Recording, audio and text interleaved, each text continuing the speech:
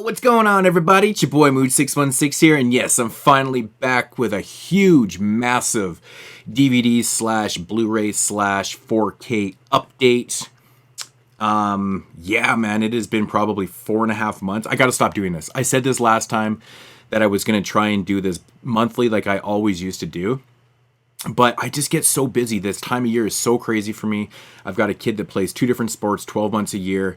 I work full time. Excuses, I know, but I'm busy as shit. So it's really, really hard for me to do this. Anyways, I had a really good day at work. I was off super early. In fact, I'm actually still getting paid for the next few hours. Beauty of my job. And I'm at home sitting here recording a video. But anyways, I digress. So I'm going to not talk about a lot of the titles, in depth, right? Of course, because, there's just too many to get through. But I will say I probably have a release from every major boutique label in the world in this update. Like, it's just crazy. I was organizing it because that's how I do my updates. I do DVDs first, then I do the standard Blu-rays, then I get into all the boutique label stuff. Because that's how I organize my collection, is by labels and stuff like that. So that's how I do my updates, easier for me to put away. And I was like, holy shit, dude, I had this floor. It took me a half an hour even to set this up tonight. And I was like, wow, I cover a lot of freaking boutique labels here. I got a problem. I know, I've got a fucking problem. But don't us all collectors have a fucking problem? But without further ado, man, let's get into this. It was raining really hard today, really muggy out there. And it's hot as hell in here, so I need a cold beer. So it's Miller time, I guess. Miller Lite time. Alright, so I got shit all over the fucking place here. This is ridiculous. So, again, I'm going to start with just some DVDs. There's some non-horror stuff in here, and then there is some horror, but it's actually a pretty decent stack of DVDs, which is kind of unusual, because I'm not like JP, a total hater of DVDs where I don't buy them. I will buy them if there's not Blu-rays of them, and I need them maybe for a prep watch or something like that. You guys know the routine. Alright, let's start with some archive collections ones here. Picked up Cool Breeze here. I've seen this movie before, Blaxploitation. It's got a very young Pam Grier in it. I was on this Pam Grier kick a little while ago. I've always loved her. I've got the majority of films that she's done through the 70s and 80s into the late 90s and stuff. Pretty much everything, except for this is one I didn't actually have. And there's a couple films in here that I'll talk about Pam Grier being in, but she's got a small little part in this film. But yeah, really, really fun film from, I believe, 1972, Blaxploitation, written a classic time of Blaxploitation. Here's another great one, Hitman, with also Pam Grier in it. Also, I believe this one is also 1972. 72 was like a heyday for Blaxploitation. It's crazy. Really, really, really good film here. So I think actually Pam Grier's actually on the back of this one right there, with the big fro. Pretty awesome. I picked up the remake of The Spiral Staircase, and I can't remember if this is the second remake, because this movie's been made 3 or 4 times. So this one's from 1975. Of course, we're doing the top 10 of 1975 coming up. It was randomly picked. If you guys are familiar with the podcast, when we do a year, we randomize the next year, and 75 came up. Anyways, so I actually have the original, well, the one from 39 or 40, whatever it is. Kino released that. So that's a really, really good film. Now, this remake right here,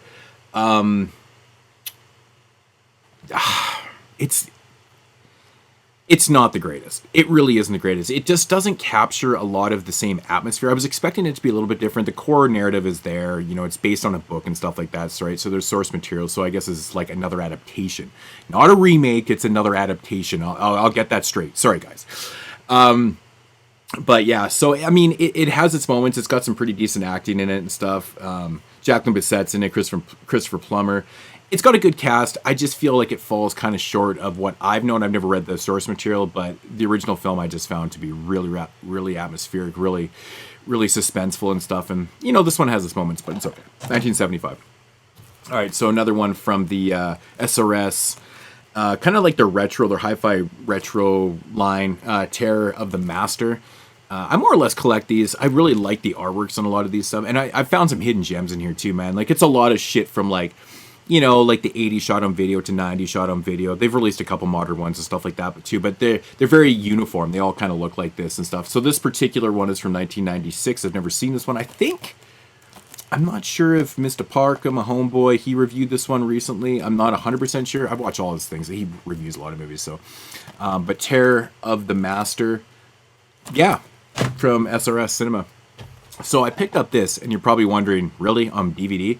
Yeah, so I needed to watch this for the podcast, and the Blu-ray, I couldn't find a good price on the Blu-ray, and I'd actually seen this movie before, and I remembered, like, I'm not being the hugest fan of it. Anyways, the DVD was $5, and I was like, you know what, fuck it, I'm just gonna grab the DVD. So it's from Raven Banner Canadian Releasing Company. This is the Canadian version of it. Anyways, we did it on the podcast a few episodes back and stuff like that. I think it's a pretty decent film. It's got some pretty cool things that are happening. I think I liked it a lot more the second time I watched it for the podcast, and you get to discuss it a little bit more and stuff. So yeah, The Lodgers, pretty cool modern film. It was from just a couple years ago, it says 2018. We might have watched it in 1920. I don't know. So this one right here, The Bloodsucker Leads the Dance, from Alfredo Rizzo, from the UK Redemption line. This is an Italian film from 1975. I grabbed this one for the prep. I believe this doesn't have a Blu-ray anywhere. So super cheap, Region 2 DVD. I believe this was I think I only paid maybe £4 for this or something like that. So, but yeah, I need to check this one out. I've heard it's very, very sleazy. The Giallo fetish for interracial lesbian sex. Oh, wow. Manages to find its way here in the most unlikely of settings. Okay, so the Giallo fetish for interracial lesbian sex, is that not inviting or what? Okay, so now I'd heard it was super sleazy. Now it actually explains that it's super sleazy on the back, so that's pretty fucking cool. So yeah, The Bloodsucker Leads the Dance. I'm actually going to watch... I was going to watch this one last night, but I ended up doing a double... Jess Franco double feature and tortured myself with those movies, so... So The Girl from Starship Venus. Now, this movie, I've actually heard is it's okay for what it is, but this is like a cheesy flicks release, so I can't even imagine how bad the transfer is. It has no releases. So, I don't think I could find this one online either, because I was like, I don't want to pick up a cheesy flicks, because it's kind of like a gray market company, and they're just like, whatever. And even the stills on the back don't look that great, but I was like, fuck it. It was $5. So I'm like, screw it. I'll grab it. If the transfer shit, whatever. I'm not really expecting much from the film anyways. Apparently it's set in the future, 2069, a space sexploration. Now, 69, I mean, that's obviously not just coincidental, right? So, pretty fun. All right, so we also do a retro year on the podcast, and so our last one was 1936. Was that the year? And so the next year that got picked was 1959, which is kind of funny because we've never had any later parts of any decade picks. So 1959 was actually kind of cool to get. So I picked up The Headless Ghost, which comes in this slimline case. It's really crazy. I've never actually seen this one before.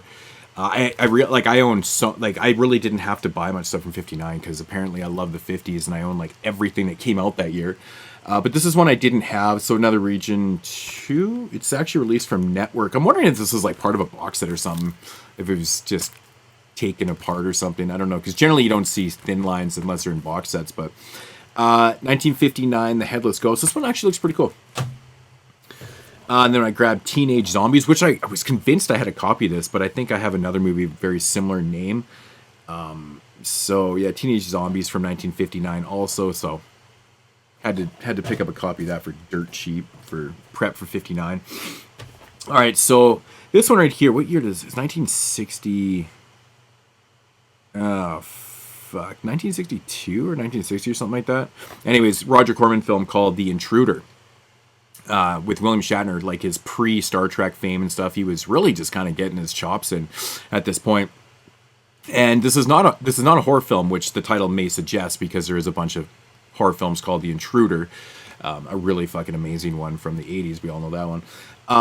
But no, this is not a horror film. This is, I mean, in a sense, it's kind of horrific because it deals with hardcore racism. And I mean, this was shot at the time where racial tension was so brutally high in the early 60s and stuff, where it was just not safe to be black and stuff. And it's William Shatner basically plays he plays this uber racist dude that comes in this town and he's trying to shut down the integration of blacks and whites and stuff like that, and it just gets really brutal. It's just a really brutal film. Very different for Roger Corman at the time, because he's doing the Poe films at the time with Vincent Price and all this. He was doing horror film. This was just outside the box, and that was one thing about Roger Corman that made him really special, is that he could do something like this. And even though it failed miserably, like the box office and stuff like that, he still says, like, I think he was even on record saying it's one of his best films he ever did that did the poorest. It was like one of the only movies that never made money, which is crazy. So, but I feel like this is a very underwatched film. And because I've mentioned this recently to a few people and they're like, what the fuck is that? I've never even heard of that shit. And it's like William Shatner and Roger Corman and no one's actually heard of this. It's pretty interesting to me. So, but I would suggest maybe checking this out if it sounds up your alley. I'm not going to really get into details. You got to check it out for yourself. But it's really good. William Shatner plays up the character really well. It's just I could see people watching this and be like, oh my god, it's crazy, you know, with how everyone's so sensitive about shit today. But you got to remember when this is filmed. It was filmed at a time where it was actually very progressive to film something like this in 1962 because it was, you know, going against the grain hardcore and, you know, you're putting a lot out there. It's pretty unsafe too. So, but The Intruder, good shit. What a fucking switch up from The Intruder to Dangerous Grounds. I believe this does have a Region 2 Blu-ray maybe or something like that with Ice Cube. I picked this up because it was one of the very, very few Ice Cube movies I didn't have up until a certain point. I don't care about Ice Cube after he started doing kids movies and stuff, but yeah, this movie, I actually do enjoy this film. It's got a great soundtrack too. It's got, you know, the beautiful Elizabeth Hurley in it also. So grab that for like $2. And I grabbed this one too because I just didn't have the third one. I know these are on Blu-ray, but I had the first two on DVD and I was like, fuck it. So I'll grab the Barbershop Next Cut with pretty much the same cast as like all the other ones too, I think, but I haven't seen that one. So, and yeah, so I just had this like hanking to rewatch The Substitute from the 90s with Treat Williams. And not with Treat Williams, with Tom Berenger. Treat Williams was in all the sequels. So anyways, really the only way I could find it was this artisan double feature here, which the transfers are terrible on these, man. They're glitchy. They look terrible. Like this is just and it's on a flip disc too, so they're not on the same disc, which is kind of hard to explain why the transfers are so shitty. But I don't know. Artisan just didn't give a fuck about these films. So it comes with The Substitute 1 and 3. Of course, Treat Williams is he played the main character in part 2, 3, and 4, which was actually a different character. But yeah, The Substitute's still a fun film with Tom Berenger. I think he does a pretty good job. Treat Williams when he steps in. Not bad. So here's A Substitute 2, which I got all these for like $15 total or something like that. Substitute 2, School's Out. It's amazing that they managed to incorporate pretty much the same storyline like 4 times. I mean, I can see it with one film, but then the second film is kind of like the same thing where, you know, he's basically undercover and goes into school. And it's funny. And then you got part 3, which is pretty decent. I actually like part 2 a lot. And 3 and 4 are kind of on the same type of level. But yeah. It is what it is. All right, so I picked up the new South Park on DVD, of course, because I have everything else on DVD, and I was like, fuck it, I'm just not going back through the vaults and upgrading all that shit. I'm fine with the DVDs, so yeah. So South Park joining the Panderverse. I still haven't watched this. I've heard nothing but good things. I'm a little bit behind. I'm like a season and a half behind or something like that. I have everything, but I just need to sit down and watch South Park. It's like one of my all-time favorite shows, but I've heard nothing but good things, which is not surprising. I've mentioned this before in like on videos, and I've mentioned like on the podcast and stuff that I had season 2 of Friday the 13th, the TV series, forever. Never had season 1 and 3, so I finally picked them up. Season 1, watched the first 3 episodes, 4 episodes, 3 or 4. Yeah, it's just bringing back like hardcore memories, man. It's crazy. Like I feel like this show was shot on video. It's like the quality is so shitty. Even the effects feel like they were video effects and stuff, but it probably was actually shot on video. I'm not even sure, but the transfers are just, you know, they're TV money transfers and stuff, but still really fun, man. I like the premise of it. Basically, this guy and this girl, they're cousins. They inherit this shop after their uncle passes away, and basically what it is, they have to go out and obtain all the items that he'd sold because all of them were cursed. The storyline is in the show is that he'd sold his soul to the devil. Anyways, he didn't uphold his part of the deal. He ends up dying, and now all these things are like super cursed and shit like that. So they got to go back. So every episode's about one certain object that's cursed, and then there's a story. So it's like an anthology show with a core narrative. It's pretty cool, man. I actually really enjoy this. It's just I used to watch this shit all the time back in the late 80s, early 90s. It just brings back memories. And I picked up the final season, which is the 3rd season.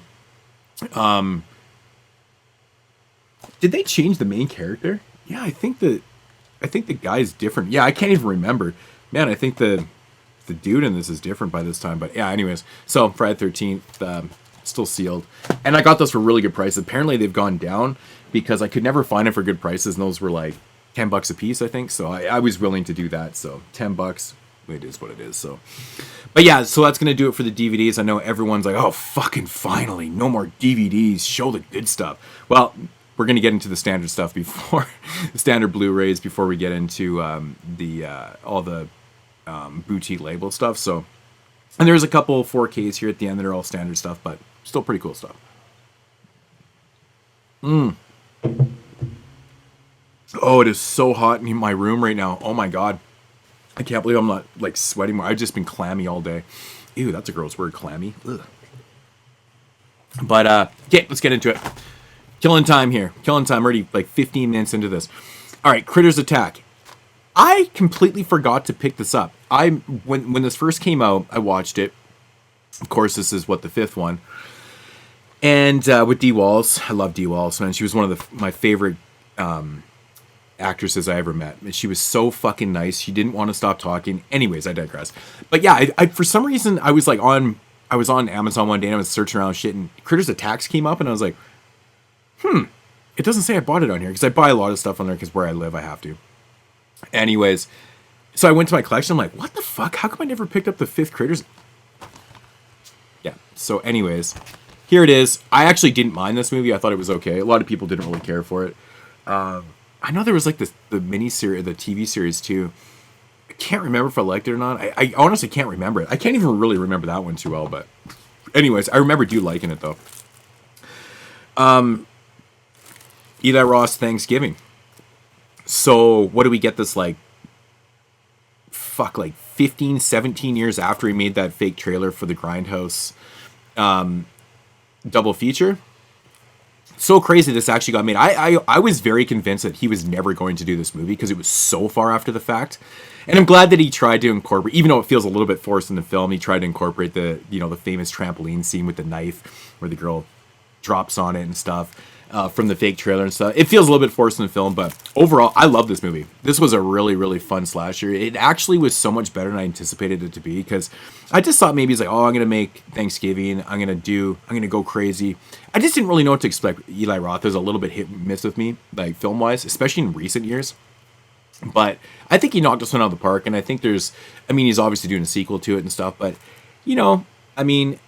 the reveal in the film was fine for what it was and stuff. I thought the kills were pretty good. Good pace. It was fun. It was a fun movie. I really enjoyed this. Good modern slasher. So we did an episode recently on the podcast called Hidden Gems, and JP had The Dead as a hidden gem on there. And I was like, you know what? I really need to upgrade my DVD of this because I really love this. And the funny thing is I actually have part 2 on Blu-ray, and I had the first one on DVD, and I was like, fuck, I just need to buy the Blu-ray. I think it was one of those cases back in the day where I probably ended up going to buy it, and at Walmart didn't have the Blu-ray, they had the DVD, and I was like, fuck it, it's like $10, I'll grab the DVD. I think it was one of the very first reviews I ever did on YouTube, actually, was of The Dead, back in like 2012 or 11 or something like that, 11, 12, whatever it was. Probably a terrible review, probably, but I've watched it a couple times since. It's really good. This is a really good zombie film, slow-moving, setting's awesome, really atmospheric, really cool. So if you've never checked out The Dead, check out that, and check out that podcast, the Hidden Gems shameless promo here. But it was a fun episode to do. We're definitely going to do another one next year. Here's the original Cape Fear film, directed by J. Lee Thompson, of course, who did work with Charles Bronson, probably 10 times in the 80s. I mean, he's done so many great films. But yeah, here's the original Cape Fear, which, I actually, at the very rare occasion that I really do prefer the remake over the original, but not to say this is a bad film. I really enjoy this film. But I mean, the remake is so good. Nick Nolte, fucking Robert De Niro, like the performance from Robert De Niro is crazy. But this is good. Gregory Peck, Robert Mitchum. Can't go wrong with these two, man. It's good stuff. Here's another 1975 film that I picked up. I believe this is released from, I don't know who the fuck, Cultra? Yeah. I had heard of this movie, never seen it before, but it's called Poor Pretty Eddie. Basically about this guy that, like, kind of gets a little bit obsessed with this singer that breaks down in front of their hotel. Anyway, she takes refuge in their hotel and stuff like that. And he kind of becomes obsessed with her and shit. And the whole thing is that he's a musician himself, and he kind of wants to prove it to her. And he just goes a little bit crazy and shit like that. I mean, it's got a decent premise. I kind of like these type of films. Execution wise, not really the greatest. A little gritty, but it was okay for what it was. 1975. It's decent. My friend Dahmer, which is a film that we did cover on the podcast. We did Serial Killers, I think, Volume 2, and it was on Dahmer films. So we did 3 Dahmer films. Of course, this is basically the story of Dahmer in high school leading up to his first kill. On rewatch, I really enjoyed it again, man. The performance from this dude is so good. So fucking good in this movie. But, I mean, it's not going to be for everybody. I mean, if you know what you're getting yourself in, just like a prelude, basically, to the time where, kills his first person and stuff. So it's pretty interesting, but cool. Good watch. Another just upgrade. I found this at my buddy's shop secondhand. Children of the Corn Genesis. I just didn't have it on Blu-ray. I have it on DVD. So I think it's one of the only ones. Actually, I don't have the latest one where the girl is the lead in that one on Blu-ray. But anyways, Genesis. I remember watching this movie when it came out and hating it. And then we watched it when we did the Children of the Corn franchise. I was like, it's not the worst thing in the world. But I know JP is a big fan of this one, but he's a big fan of just being an idiot anyways. But I love you, buddy. Yeah, so Extreme Dimension. You just don't find these in the wild very often anymore. You don't see Dimension Extreme releases in the wild anymore. It's crazy. But anyways, grab the Blu-ray. Another upgrade for myself. I did not have a Blu-ray copy of the remake of Texas Chainsaw Massacre. I have like a couple DVD versions. I got that big fat one with all the goodness in it and stuff. But I never actually had a Blu-ray of it. And I came across this. It was super cheap, and I was like, fuck, I should just grab that. I still need to get the beginning on Blu-ray. Had the DVD since it came out. But I know that one's, I think, out of print, goes for a little bit of money. But anyways, I'll figure it out sometime. But yeah, so Texas Chainsaw Massacre. Not that overly that exciting. I like that remake. JP's like sucks that movie's dick. Then we got Rob Zombie's The Monsters. I still have not watched this. I grabbed it. This was $5 on Amazon. So I was like, I had no ambition to grab this. I'm a huge Monsters fan too. Like I have the whole TV series. I have like all the spin-off. Like I love the Monsters. But for some reason, when I found out that Rob Zombie was doing this film and it wasn't like going to be full-blown Rob Zombie, like rated R, like brutal. If you had to put like his kind of like, House of 1,000 Corpses twist on it, I think that would have been pretty interesting. But I heard this is kind of subdued and it's like, what? It's PG. It's fucking PG. But my homeboy Richard Breaks in the film. I actually talked to him at HorrorCon, I think last year, about this. And he said he liked it. So from what he knew about it and stuff. So, but I don't know. I've heard nothing but mixed opinions. But then again, it's Rob Zombie. You either like him or hate him or really fucking hate him. So, we grabbed the Murder on the Orient Express, Agatha Christie's film, classic adaptation. This one has the craziest. Like I know Sean Connery's in this movie. Anthony Perkins. I actually picked this up because I haven't seen this in years, but I'm a massive, massive Anthony Perkins fan. I just love that dude. It's such a shame that he passed away because I would have loved to have seen what he would have done later in his career and stuff because, that goes for what ifs for so many people. But I always loved Anthony Perkins. He was so good outside of Psycho, and he just doesn't get a lot of credit. I mean, his whole kind of career revolves around the Psycho films, per se. But he's done a lot of good stuff. But I know this one, I mean, it's not, everyone's kind of a lead in this one, side character and stuff like that. So, but it's been years, so I picked that. It was cheap. And this is funny. I really wanted to rewatch the first film, and then it just sent me down a rabbit hole. It really fucking sent me down a rabbit hole. I'm so bad. I got to stop doing this. So I was talking with my homeboy a couple months back, and we were talking about Death Race, the original film. And I was like, you know what? It's okay. It's like 75. It is what it is. And, Roger Corman film. He's like, you seen the remake? And I'm like, you know what? I would love to rewatch that. So I picked up the remake of Death Race. I haven't, and I had like really wanted to watch it and never ended up watching it because I think what happened was I wanted to watch them all from the remake franchise.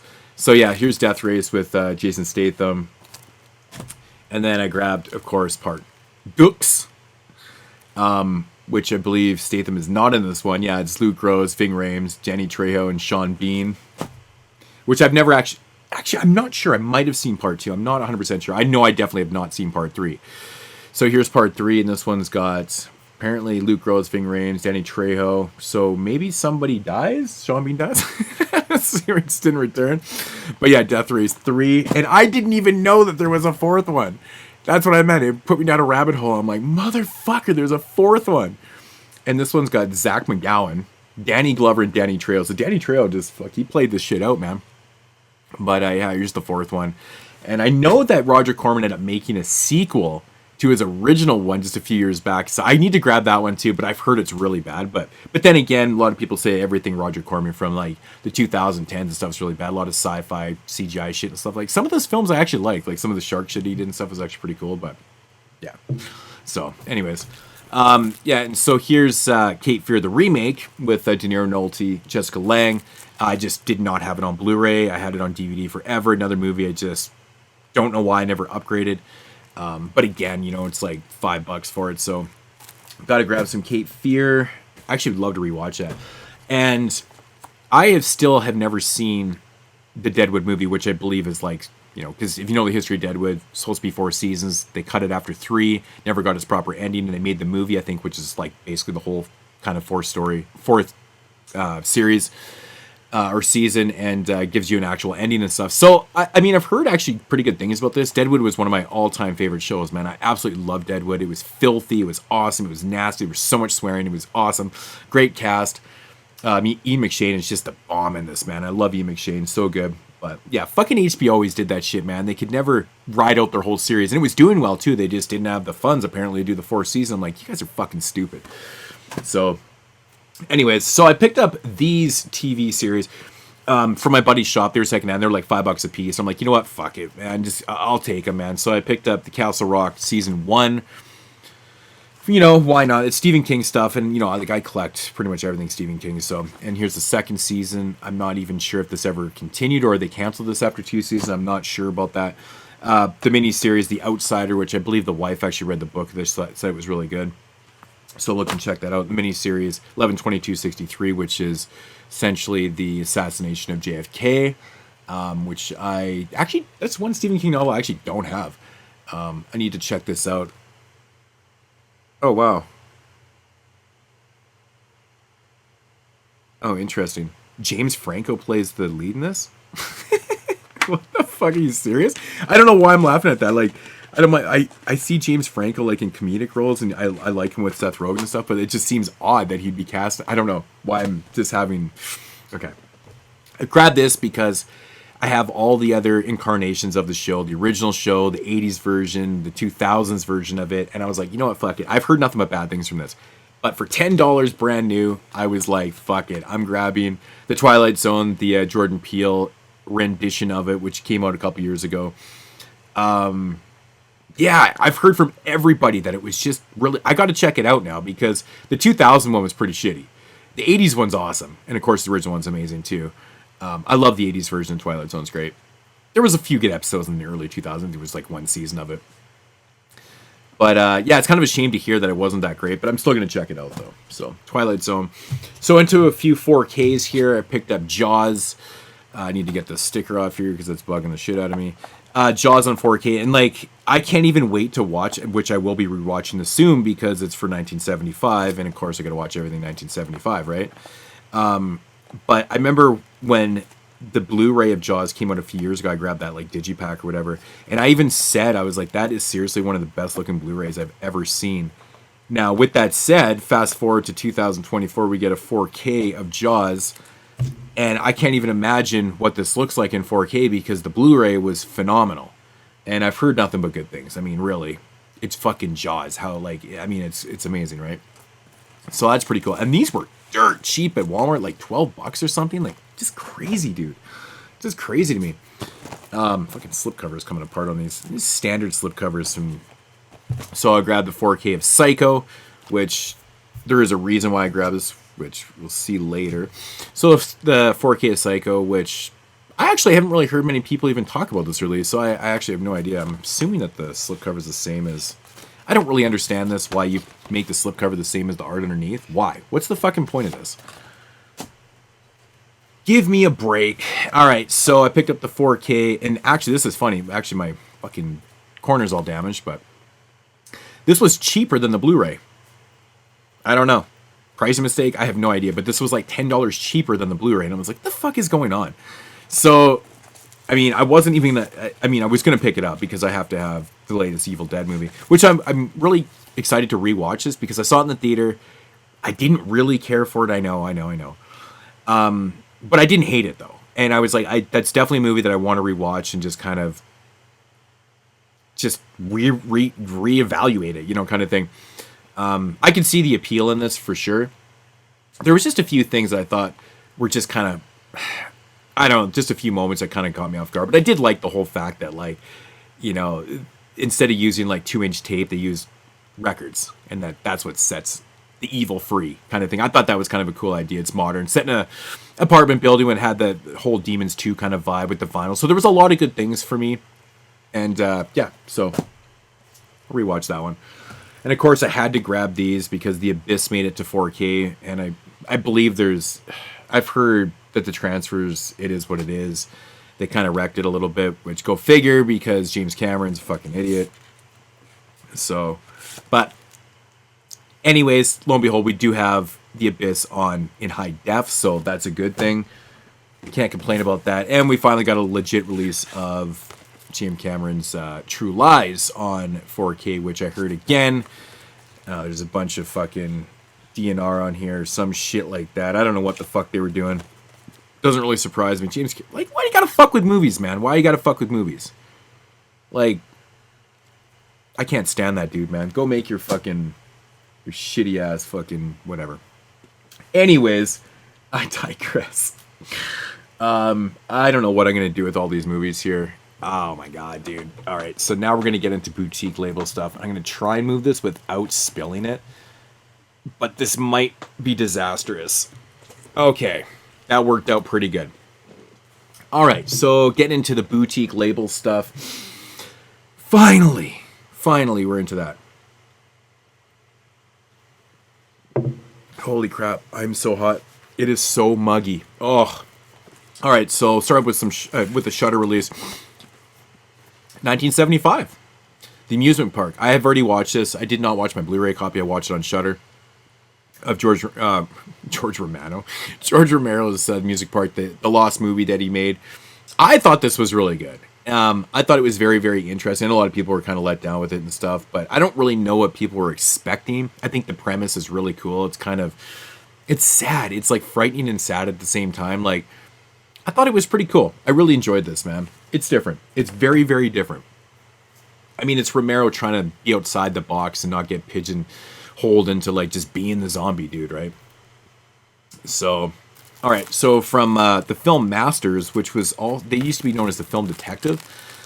I don't know why they changed their name. It's very strange that they would do that, but it's definitely Film Detective. But yeah, we got the Giant Gila Monster and the Killer Shrews. This is an upgrade for me because I actually have a DVD double feature of this.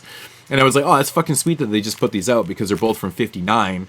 And I need to rewatch these movies for 59. I'm like, why not do it in a better transfer? Because they've been really killing it with these releases. Honestly, they've been putting out lots of good stuff. I have tried to keep up with the releases for, you know, the things I want to buy, but this was definitely one of them because I think they're fun. They're really, really fun kind of creature features. So, from, what is it, Neon Eagle Video, which you can get these on the Cauldron site. I think actually even Mondo's even selling these ones, so I don't really know if Neon Eagle actually has like their own website, but you can kind of get these you can get them on Amazon if you want to. But that is Zero Woman, Red Handcuffs.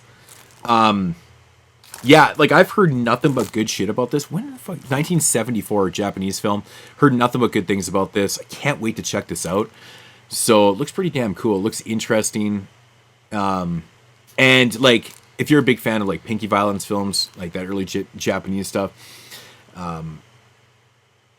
you probably like this one. I'm probably gonna love it too because I love the Pinky Violence films, man. They're great. All right, so from Radiance, which is, I guess, an upgrade from my other Blu-ray of Messiah of Evil. Love this movie. 1973. I know a lot of people like watched this movie recently because I think it was on Joe Bob. I think it was on there. I could be mistaken, but I don't know. Anyways, I've been hearing lots of people talking about this recently, maybe because they watched this release of it, and they're just like, oh yeah, you know, the hype was there, and it just fell flat for me. There's one good scene in the movie. It's the theater scene. I really like this movie. I've always liked this movie, so can't wait to check out the Radiance transfer of this. This is the cover that I usually know. That's pretty cool. So, yeah, I think it was the Code Red Blu-ray that came out before I have. So, check out that one. So there's Radiance. All right, so moving over to Grindhouse, which we got the new one here. Oh, wow. This probably never happened on my channel before, but talking about William Shatner 2 times in 2 different movies. That's pretty fucking interesting. But from William Griffey, we got Impulse. William Shatner is a crazy motherfucker. Pretty fun stuff. Great release from Grindhouse as usual.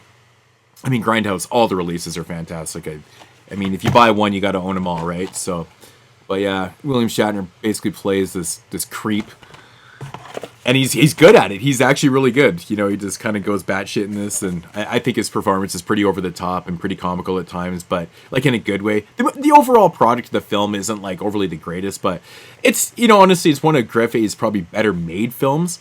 You know, of course, Arrow just put out a box set of all his films, and this one wasn't obviously different rights or something like that. So, but yeah, pretty cool stuff. Yeah, Impulse, great release from Grindhouse. Transfer is fantastic. So we're gonna go over to Indicator. It's like every fucking boutique label, man. And I got like one of so many, it's ridiculous. But I picked up Born of Fire. Now, this is a movie that was originally released over here in North America by Mondo Macabro years ago. It's been out of print for a long time. But I didn't actually realize that Indicator put this out. I was just kind of scrolling through their site one day, like I'm always searching for shit because I have a fucking problem. And I was like, what? They released Born of Fire? I was like, god damn, crazy. So rewatched it, and this ended up making my my Hidden Gems episode. This is a really beautiful and odd movie, man. It's so crazy. I think this movie's so underrated and so amazing. It deals with a lot of folklore and shit like that, and it's one of these movies you kind of have to see for yourself to judge. It's really hard to explain, I think, without giving too much away, where, you know, you kind of ruin it for people and stuff like that. But it's very interesting. It's definitely not a movie that you can just watch once, though. I think you get multiple things out of it each time you watch. But Born of Fire, really, really cool film. Highly recommend this. Awesome. It's really, really good stuff. And then we grabbed another Jess Franco film because I'm like into the 90s. Not even joking. I must be maybe even close to 100 Jess Franco films now. It's absolutely fucking ridiculous. But this is like an action film from the 80s, I believe. Or it's 1990. Fuck me, this is actually in the 90s. Called Downtown Heat, released from by Full Moon. Look at that cover. Like, Jess Franco in 1990. So, yeah, I'm looking forward to checking that out, man. It's probably not like his earlier, like his 70s sleazeball shit. Franco has so many different eras of filmmaking, it's crazy. From the Warner Archive collection, we grabbed the Devil Doll. Yeah, the Devil Doll right here. From 1936, of course, this was for prep for the 1936 show. This is a really good film, man. Really fucking... This is actually probably one of the best films, and also one of my favorite films from 1936. I'm not going to say where this was in the list because most of the films actually made the list, for better for worse. There's really only like 2 or 3 standout films from the whole year, and this is definitely one of them. But it's got Lionel Barrymore, which I believe is Drew Barrymore's great-grandfather or grandfather. Is it grandfather or great? I don't know. I think it's grandfather. I'm assuming. Yeah, I don't know. But it's one of the Barrymores. Directed by the infamous Todd Browning, of course, did Freaks. Really, the effects in this blew my mind. There's a couple scenes in here I could not believe that the way they did the effects. It was actually really good for 36. Crazy, but really good performance. Something you don't see from a lead very often. He's at one point he's dressed up like a woman and plays a woman the entire time too for 1936. It's pretty interesting. Yeah, from Ronin Flicks. This is actually an upgrade for myself. Man, this artwork is like totally miscut. Look at this. Holy you probably can't see that, but look how off that is. And that's actually in there proper. Because it's like lined up here. Oh, it's totally cut off. Fucking Ronin. Look at that quality control, man. That's total shit. Like that thing's lined up, but it's not. Look how much is hanging up the top. I just realized that. But yeah, we got Nightmare Man. This was one of the 8 films to die for. Season 1 or 2, might have been season 1. I can't quite remember. Correct me if I'm wrong. It's season 1 or 2. I really like Nightmare Man. I think this one's cool. It's got my homegirl Tiffany Shepis in there. I've actually met her before, and she is such a doll. She's amazing. Scream Queen, indie Scream Queen herself. Nightmare Man, pretty cool. I like it. I was surprised that they put that out on Blu-ray because it just seems such a random title because there's so many of the 8 films to die for films that don't have Blu-ray release. I'd love to see Grave Robbers as a Blu-ray. I love that one. Actually, the first couple seasons are really good. Season 3, I think, was the low ball, and then I think 4 kind of picked it up again. But anyways, going over to Code Red here. I guess Ronan kind of leaned into that. I guess it'd be more Dark Force. But anyways, we got a double feature of Fred Williamson, who's one of my all-time favorite actors, with Mr. Mean and Joshua. I've seen Joshua before, the Western. I've never seen Mr. Mean, so this is volume 3. I do have the other 2 volumes, but I fucking love me some Fred Williamson. I mean, like I've mentioned many times before, I'm a huge blaxploitation fan, and he did a lot of blaxploitation films in those early 70s and shit. So, which you could probably count these as blaxploitation films too. I'm not actually quite sure what years these came out. I think they're more in the mid 76. Second feature installment, signature collection. It's 1976 Revenge Western Joshua. Yeah, so maybe they're both from the year. I don't know, but yeah. Fred Williamson, man, that dude is still going. Yeah, from Code Red also, from 1975, we got Lord Shango. It's basically like in a sense, like blaxploitation kind of horror film. Man, the lead in this film, what the fuck is her name, man? Oh my god, is it Marlene Clark? Yeah, I think it's her.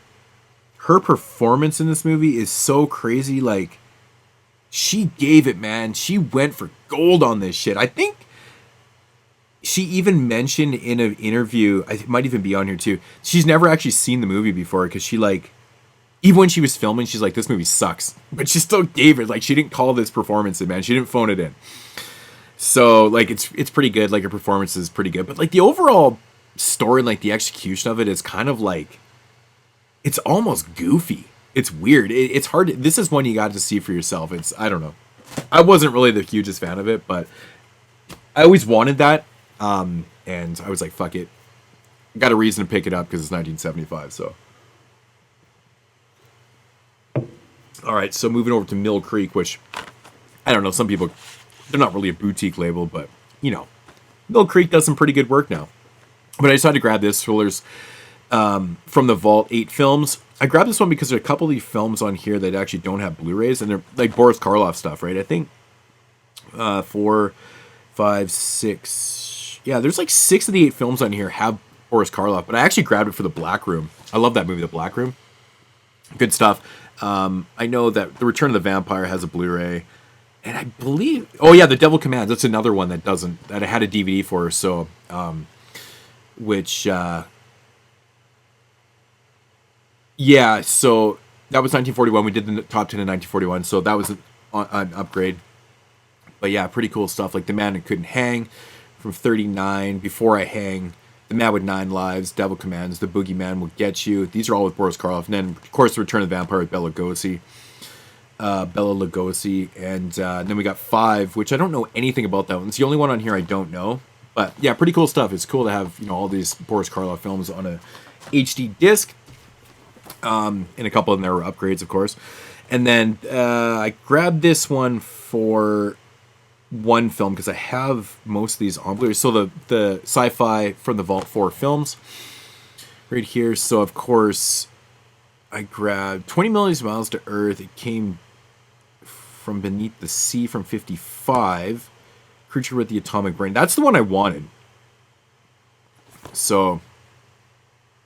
yeah, it came from Beneath the Sea, 20 Million Miles to Earth, which I already have. And so, yeah, in the 30-Foot Bride of Candy Rock. I have no idea what that movie is. Never even heard of that. But yeah, Creature with the Atomic Brain was the one that I was looking for. So, pretty cool. Pretty cool. I don't mind those little value packs. Those were dirt cheap, $15 a piece. I mean, the value's there. I mean, I'm sure that the transfers are fine for what they are. Then we picked up Joysticks from MVD. Sex comedy. This was originally released from Scorpion. Put this out, and I don't know what or maybe was it Code Red put the Blu-ray, or was it Scorpion? I can't remember. But I just never picked it up. It was weird. I have like all those releases, older releases, but I've seen this movie years and years ago. I remember this one being really fucking funny. I actually popped this in a little while ago and watched like the first 2 minutes and never even got sidetracked. It always happens to me. 1983, but I know I was surprised. Mr. Parker, he reviewed this on his weekly review show, and he actually said he really liked it. I was surprised that he was laughing at this because it's pretty dumb. Like, it's got some dumb jokes from what I remember and stuff, but pretty cool. Good to have that one on a Blu-ray disc. So, and of course, we picked up Dahmer, was another film that we reviewed on that show. This was an upgrade for myself, and I was like, fuck it, you know what? I might as well just upgrade. I think this one's pretty good. Also, Jeremy Renner plays Dahmer. He does a really good job in this. Moving over to Unearthed Films, and we've got the first full-length feature. Was it the first full-length feature from Nacho Cerda of The Abandoned? Yeah, I think this was another one of the 8 films to die for. So these things are slowly starting to filter out on Blu-ray from different companies and stuff. So obviously the rights were picked up all over the place. So hopefully somebody picks up Grave Robbers, because that movie's fucking... not Grave Robbers. What the fuck is that movie? Shit, I can't remember. I probably said Grave Robbers. I'm probably thinking of the movie Grave Robbers. But yeah, Nacho Cerda, of course, is very, very infamous for a couple short films that he did. But yeah, I remember this one being really good. Very, very creepy, slow burn. Good stuff. So that's pretty cool to have Blu-ray that. And here's one I just thought was so bizarre. This is from the Unearthed Classics line, and this is actually starring Joan Collins. I've never seen this film. 1982. It seems like it's a sex comedy. I doubt it is. It's called Homework. Yeah, their Classics line is very bizarre. It's got some very interesting entries into it. It's got like mixed bag of genres. So let me know what this one's all about. I'm not 100% sure, but like I really like Unearthed Film. I buy pretty much everything from them. So this is pretty interesting. But this is kind of up my alley. Early 80s, kind of teen comedy, maybe not comedy. I guess I could just read the back. Oh, it is about losing virginity to a local high school girl's classmate mother. Joan Collins decides to make a man out of him. The story unfolds through the promiscuous, funny, and sometimes touching life of a little high school scholar. Oh. By the end of Tommy's senior year, he's ready to take on... Okay, interesting. So it's not exactly like a full-on sex comedy, but... Alright, so from VCI here, we've got a documentary called Journey into the Beyond. Apparently with John Carradine. So this is, I believe, is a documentary. I grabbed this because, I mean, it's not going to qualify for like top 10 and stuff, but I was like, man, it's really interesting. It's like this documentary that came out in 1975, and it's like a project of young journeyman director Ralph Olson, who's well known for the shockumentaries, violent action films, sexploitation epics, and even children's films. Journey to the Beyond doesn't disappoint when it comes to delivering shock factor. This investigation with the so-called real experts delves into the supernatural in many of its realms, including exorcisms, seances, and graphic psychic surgeries performed using bare hands and without anesthesia. So it's like this documentary, but exploring like real kind of things and probably disproving them or something. I don't know how it's going to go, but yeah, or maybe it's just exploiting them even though they're not real. I don't know. I have to see how that goes. Another one from VCI, which is Horrors of the Black Museum from 1959.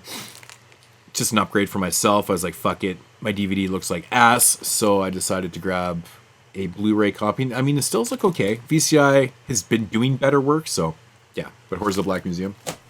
And I upgraded this one too, which I was really taken back at how good the transfer was. But Kiss of the Tarantula, I love this movie's fun. I shouldn't say I love this movie, but this is a fun movie. 1975. Very glad that I upgraded, because at first I wasn't going to. It was kind of expensive for it, and this one never seems to drop in price. And I was like, you know what? Fuck it.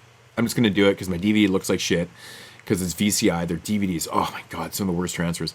So I didn't really know what to expect, and I think Blu-ray.com didn't even have a grading on it, so I was like, fuck it. It looks really good. Really good. I was taken back by this. So But yeah, Kiss of the Tarantula, good stuff, man. From 75, fun. Moving into 88 films, we've got. I do have the Kino redemption of this, but I collect this line, so there's multiple films coming out that I end up with multiple copies. But these are the ones I want, anyways. I think these Italian collections, they're brand new scans, and I think they do look a lot better than probably what Redemption was doing, because Kino wasn't fully restoring those to the best of their capabilities. I watched Demoniac last night, the Jess Franco one, and I was like, oh my god, that thing, it looked pretty bad. Then I threw in the Mondo Macabro DVD of Countess Perverse, and that DVD looked 1,000 times better than the Blu-ray of Demoniac, or Exorcism, whichever version you want to watch. But anyways, so we've got The Whip and the Body for Mario Bava here, number 80 on the right there. So yeah, so I've got the Kino one, but yeah, we'll do that one right there. Then we got the Iron Warrior, which the slipcover will be coming off because I don't have all the slipcovers, so I got to keep them in uniform. But yeah, this is number 82. And I've never seen this one, so I'm looking forward to checking this out. Like sword and sorcery shit. Love Italian sword and sorcery. It's fucking fantastic. Then we got The House on the Edge of the Park. 4K. Look at that artwork right there. It's crazy. That artwork is fantastic, man. I think that's really cool. Of course, you do get the flip sides, like, you know, the artwork that's, if you can see that, it's right there. Oh, we're losing the artwork. Yeah, so I did get the pressing that was fixed. I don't even know what the issue was. I contacted them, but they wouldn't even tell me what the issue. It was weird. But anyways, love this movie. One of my all-time favorite Italian films. David Hess is fantastic in this. Giovanni Radici is awesome. I love the music in this film too. It's great. It's fucking fantastic. And then we've got another side grade for Revenge of the Dead, which I believe this is actually doesn't say that it's a new transfer, so probably is. But yeah, you know, Code Red to put this out. Revenge of the Dead, from Pupi Avati. Avati. I don't know how to pronounce his name. Anyways, we did this on the podcast for one of the months in the Italian month. I think I ended up getting this after, which is also known as Zetter, which I believe is probably the more common title for it. But this is super misleading. I always tell people, don't expect this in the movie, because you're not going to get that in the movie. It's a little misleading. Now I get slipcovers out here. All right, moved into Kino. We've got the Long Riders, which, you know, I missed the Blu-ray when it first came out, and I was like, it was out of print. I was like, fuck. And then they reissued it in a double disc version, which I believe is just features and stuff like that on there, which is pretty cool. So, I remember watching this thing so many times, being so confused, and I was like, there's so many people in here that it's just so weird. It's like you got David Carradine, Keith Carradine, Robert Carradine, James Keach, Stacy Keach, Dennis Quaid, Randy Quaid. You got Christopher Guest and Nicholas Guest. So it's like all these brothers. It's like, oh my god, dude! It's been years since I've seen it, but I remember loving that movie. And then I grabbed this one because Rob Steiger was in it, and I just love the artwork on this. And I was like, you know what? It's 87. It's got to be an action film, and it was cheap as hell. And I was like, you know what? It's kind of ticking all the boxes for me, but Catch the Heat. I love Rob Steiger, man. It's fucking fantastic. So, all right, moving along here. Woo! Dropping this, and we grabbed this one for, this was like $10. It's crazy. 1959. So, more prep here. I didn't have 40 Man. With Robert Lansing. Lansing is in this one. This, I actually don't know really anything about this, but it looked more like sci-fi kind of horror thing. Obviously, 4D Man. That's pretty interesting premise. And then we got The Reincarnation of Peter Proud. Another J. Lee Thompson film. This is a film I did not really know about. I'll be honest. Like, I have so many J. Lee Thompson films. Like, all the stuff he did with Bronson. Like, a lot of his stuff that he's done. Classic stuff that he's done. And I didn't really know about this. So I didn't even know it was like a horror film, and it's got a really cool premise too. I really dug this film. I thought it was really interesting. Pretty cool stuff. So it's, you know, about reincarnation and stuff, so, but pretty interesting. And then we grabbed the Champagne Murders, directed by Shad Krabal, the French director, which I'd reviewed. Arrow put out a box set, I believe last year, the year before, of a bunch of his movies and stuff. This was not part of it. But I really liked all the movies in that set, though, and I was like, you know what, this is kind of ticking all the boxes for me again, because I love Anthony Perkins. I thought, Claude Chabrol was he's a fucking good, competent director. So I checked out, this movie right here, and I thought this was just dull as hell. Oh my god, I was so bored in this. This movie was so fucking boring. Yeah, very disappointed. But it was not expensive. And last up for the kinos here, we grabbed Divorced Dad, Astron 6, kind of like shorts and stuff like that. This shit is funny as hell, man. It's like, I think it's supposed to take place in, like the 80s, like independent TV and stuff, like kind of like the whole Wayne's World thing where you'd like pay to be on TV and shit like that. And it's like these guys fucking, like Matthew Kennedy's like interviewing like people on this show, and it's just like the goofiest fucking interviews ever. It's so stupid.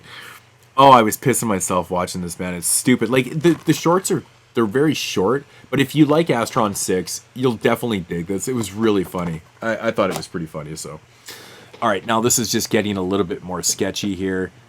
All right, am I gonna get this over without spelling this? Okay, guys, sorry about this, but I did it. All right. Fuck yeah. Oh, we're only an hour in. That's making pretty... Actually, I was making good time until I realized there's like 4 more stacks. Fuck. All right, so moving into the Scream Factory stuff, I grabbed a used copy of The Exorcist 2, The Heretic. I never grabbed this originally when it came out because I have the box set, and I was like, I'm not really the biggest fan of this. It was at my buddy's shop. He gave it to me for $5, and I was like, fuck it. $5. I'm not going to let a Scream Factory sit there for $5. I don't really care. But The Heretic, I haven't seen it in years. I remember not hating this movie as much as most people do. But it's been years, honestly, since I've seen it. So, and I did upgrade this finally. I love this film, and I only have it on DVD. And it was one of those cases I remember I went to Walmart to pick this up because someone said they had the Blu-rays, and it must have just been in the States or something like that. I don't know. But in Canada, we only had the DVDs. So, and I really wanted to watch, so I bought the DVD for $10. And I never upgraded until right now. I picked up Fender Bender for $10 on Blu-ray, so I got the Blu-ray all these years later for the same price I paid for the DVD. It's crazy. I know, I was like $10. I'm like, shit, that's amazing. So, but yeah, this is a modern slasher film made by Shout Factory, and I remember when this first was being discussed about coming out, I was like, oh my god, how bad is this shit gonna be? This is pretty good, and it's got a really good third act, and it actually ends on a note where you don't really see coming. It's pretty crazy. They need to make a sequel to this. So, Fender Bender. Oh yeah, and like, oh, I don't have the artwork. I still have this thing in the fucking... I love their commissioned artwork for this. I'm gonna take this off because I think it's fantastic. So good, man. This artwork right here, if you've never seen this, oh, that artwork is so fantastic. So good. Love the artwork on that. So yeah, Fender Bender from Shout Studios. Who would have thought that they would have made a good film? Like a legit good film. But yeah, I highly recommend this one. It's really good. Good stuff. Then I grabbed this one. I saw this. Is this a TV film, or am I just tripping dicks? Or maybe I'm thinking of something else. Charlton Heston's in this movie. John Cassavetes. I can't remember. I don't think it is. Maybe it is. I don't know. But 2 Minute Warning. I think I'm getting this mixed up with something else. But this was for $10. And I was like, fuck it, I'm grabbing this, man. Because, again, it's got Beau Bridges in it. Yeah, okay, anyways. I think I'm getting confused with something else. Okay, so had to do it because I just needed probably my 8th copy of this movie. Legit. Like, I even thought about grabbing the fucking Steelbook, and I don't even really buy that many Steelbooks, as you guys probably know. But just because they always seem to have the it's just great releases. Killer Clowns 4K. Yeah, Killer Clowns on 4K. I mean, I gotta do it, man, because this movie just pops, man. Got great colors. It's so fucking weird and awesome. It's pretty cool. Actually, last year's HorrorCon was the Killer Clowns reunion type thing, which is pretty cool. There was lots of people there. So that was pretty cool. But yeah, Killer Clowns. Oh, fuck, this thing's like... If I start losing shit over here, I'm gonna be pissed. And finally, we finally get this on Blu-ray. One of the few things Scream Factory has put out that has been interesting in the last couple years. They've really gone downhill, man. Is my dad's film, William Funeral Home. No, William Freud. Everyone knows that's where I get my name from. But also known as Cries in the Night. Yeah, this movie had like so many bad like gray market DVDs. Always looked like shit forever. You could watch it on YouTube and it just looked like ass forever. Yeah, the transfer looks fantastic. I like Funeral Home. I mean, if you like Psycho, don't expect that quality, but I mean, it's still pretty good. But yeah, William Freud, of course, went on to do Killer Party and stuff like that. I did a bunch of the Goosebumps and yeah, good stuff. Fuck. My fucking screen keeps going to screensaver. Okay, so got a couple, I guess, technically out of print, but these things are still priced normally because they're still readily available on Amazon. But yeah, this company is now defunct, or is it defunct? I don't even know what it is. What is it? Debunked? Or no, debunk would be debunk. It's defunct. Defunct. I don't know. They don't exist anymore. Let's just talk layman's terms here. So this movie says 1958, but I think it is from 1959. And that's Monster de Piedras Blancas. Must be a Spanish film. Anyways, I remember when this came out from Olive. I think I was doing reviews for Olive at the time, and they never sent me this one. I know JP got a copy of it. I think he might have reviewed it and stuff like that. So, but I went out and grabbed it from Olive Films. I'm like, fuck it. You know, the transfers are fine. I mean, the thing with Olive is they never did features until they came out with like their special label or whatever. But yeah, anyways, had to grab this, man. I was thinking about this movie not too long ago, and I used to have the DVD of this. I think it was on the NGM Midnight Movies collection or something like that. I don't know what the fuck ever happened to it. It's weird. I must have got rid of it or something. And I love this movie. It's so stupid, but it's so much fun. The Thing with Two Heads, blaxploitation, classic Ray Milland. Oh my god, dude! Like I still to this day cannot believe that Ray Milland did this film. Like if you knew Ray Milland before 1972, like he was in westerns and like this is just so off the wall for him. It's pretty crazy, but yeah, from Orion Pictures, like it's literally what it is. It's, you know, two guys sharing a body. Yeah, The Thing with Two Heads, awesome. I can't even believe that was like still readily available. And then I grabbed the Sion Sono film Love Exposure right here. This one actually does have both of the cuts, or this is the long cut, like the 237-minute cut, which is so fucking long. You know, I think only Sion Sono and a few other Asian directors can get away with doing shit like this because that is fucking long, man. 237 minutes. It's not even, it's like an epic, like beyond epic, man. But I've heard nothing but good things. I'm going to sit down and watch this soon because I've never seen a Sion Sono film that I didn't like. And I've heard really good things about that. So, all right. So getting into some Massacre video stuff here. I finally picked up The Devil. I did not get the slip box or whatever because I just grabbed it. I'm way late on this. I've been wanting to get this forever. I just kept putting it off. I believe, yeah, 1981 it says on here. I heard this one's batshit. So, is it? I think this one is it Indonesian? No, I don't even. Maybe it says on the back. It actually doesn't say. Oh, Mandarin. So it's Chinese. Yeah, so that's cool. So The Devil, heard batshit crazy things about that one. And then if you guys watched my my HorrorCon update, I had picked up part 2 and 3 of the series, and here's the first one, Man Behind the Sun, which is honestly one of the most horrific watches you could ever put yourself through. And I don't even know why I'm about to do this again, but I remember watching this film years ago and just being like, oh my god. Like, I thought at that point it was the most exhausting film I'd ever watched. Like, it was so hard on your senses and you're just like, oh my god, this is so brutal. It's just fucking brutal. And so yeah, this was like the hardest thing on the senses.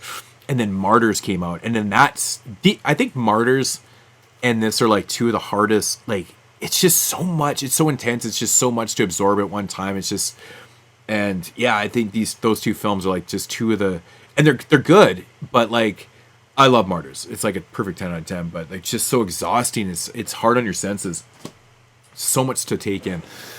And then we got the Olaf Ittenbach film. I'm so excited that they fucking put this out on Blu-ray. I can't even believe this, and I'm assuming it's obviously uncut. Yeah, it says brand new, fully uncut. Because I know there was lots of cut versions of this around and stuff, and it's Dar Divorce from Olaf Ittenbach, the German splatter director. Fucking awesome, dude.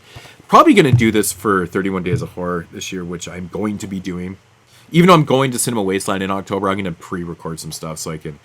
I'm going to have to, because I'm going to be there for a little bit. So, actually going to be gone for that whole week, like at the end of September leading into October. So I'm really going to have to do some stuff, which I don't like doing. I like to do them every single day. But anyways, I digress. Dar Divorce, fully uncut. So excited about that. All right, so into Criterion. Like I said, we're ticking off every boutique label here. This is ridiculous.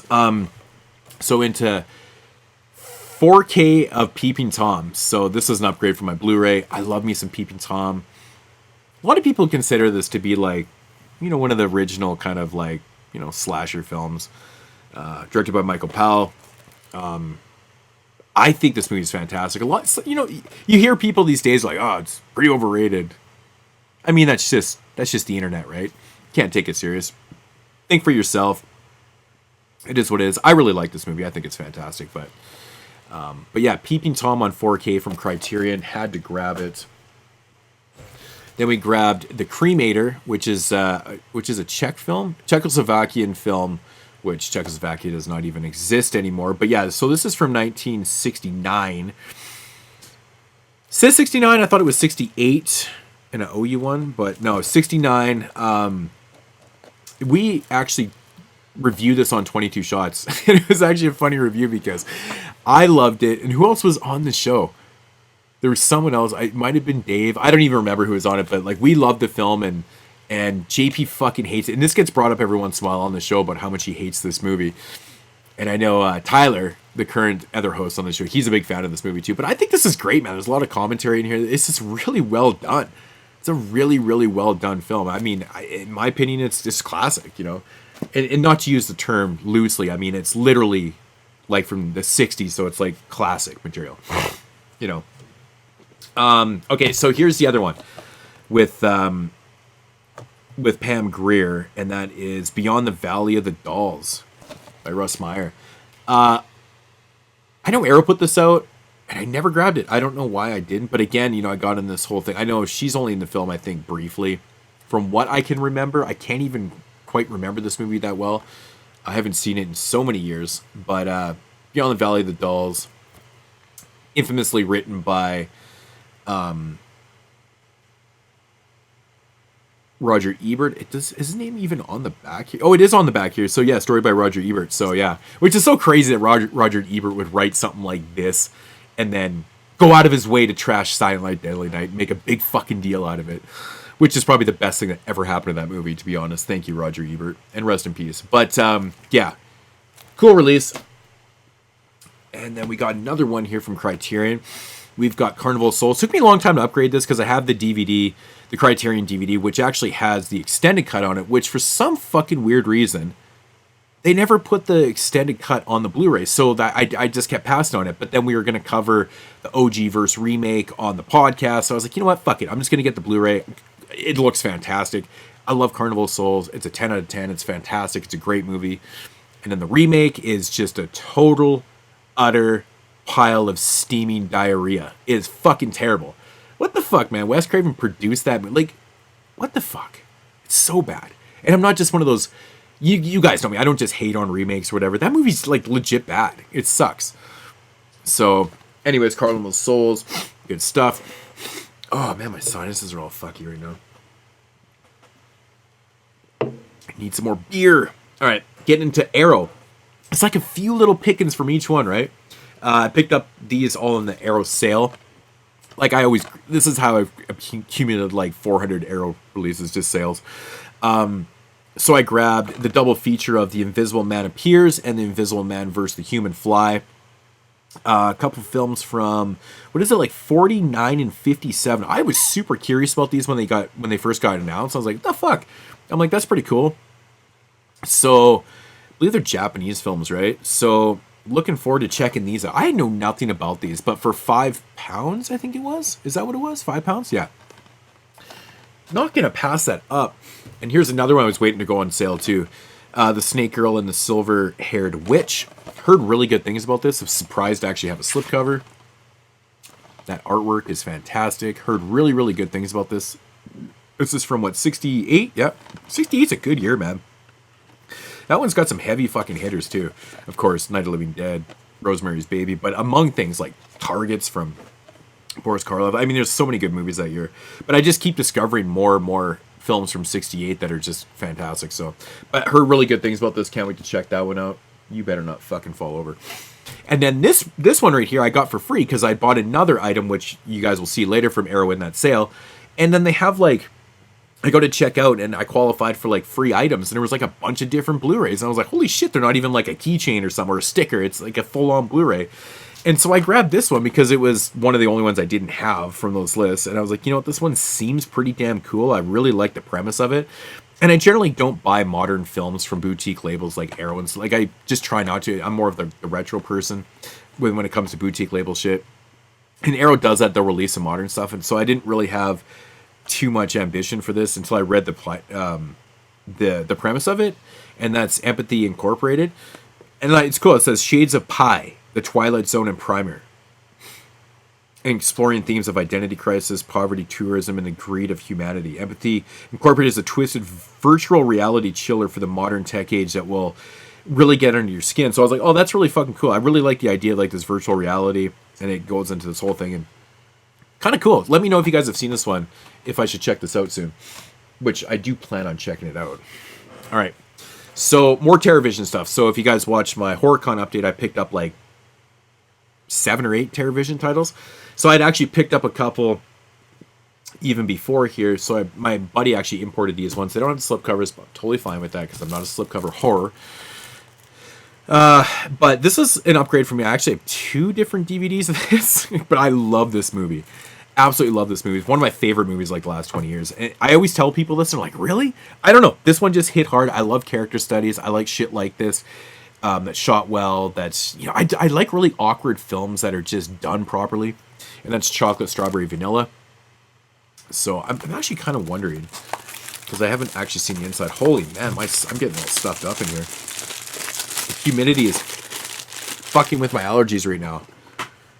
It doesn't actually have reverse artwork, so that sucks. But anyways, I like the original cover art, but that one's pretty cool too. So Chocolate, Strawberry, Vanilla. Basically a character study of this fucking weirdo right here. Yeah. Good stuff though. And then this is the one I really wanted was Shrigula. I think that's what it called. Shrigula. This one is from like the early 80s. I've heard this thing is just batshit insane. Yeah, this is when they announced this, I was like, oh my god, this is so good. This one had like, I don't think it even had any releases. There was like bootlegs floating around in this one and stuff. But it does say with 2 minutes of additional footage. Nice. So that's pretty cool. Yeah, can't wait to revisit this. I remember watching this years. It's fucking so cool. All right.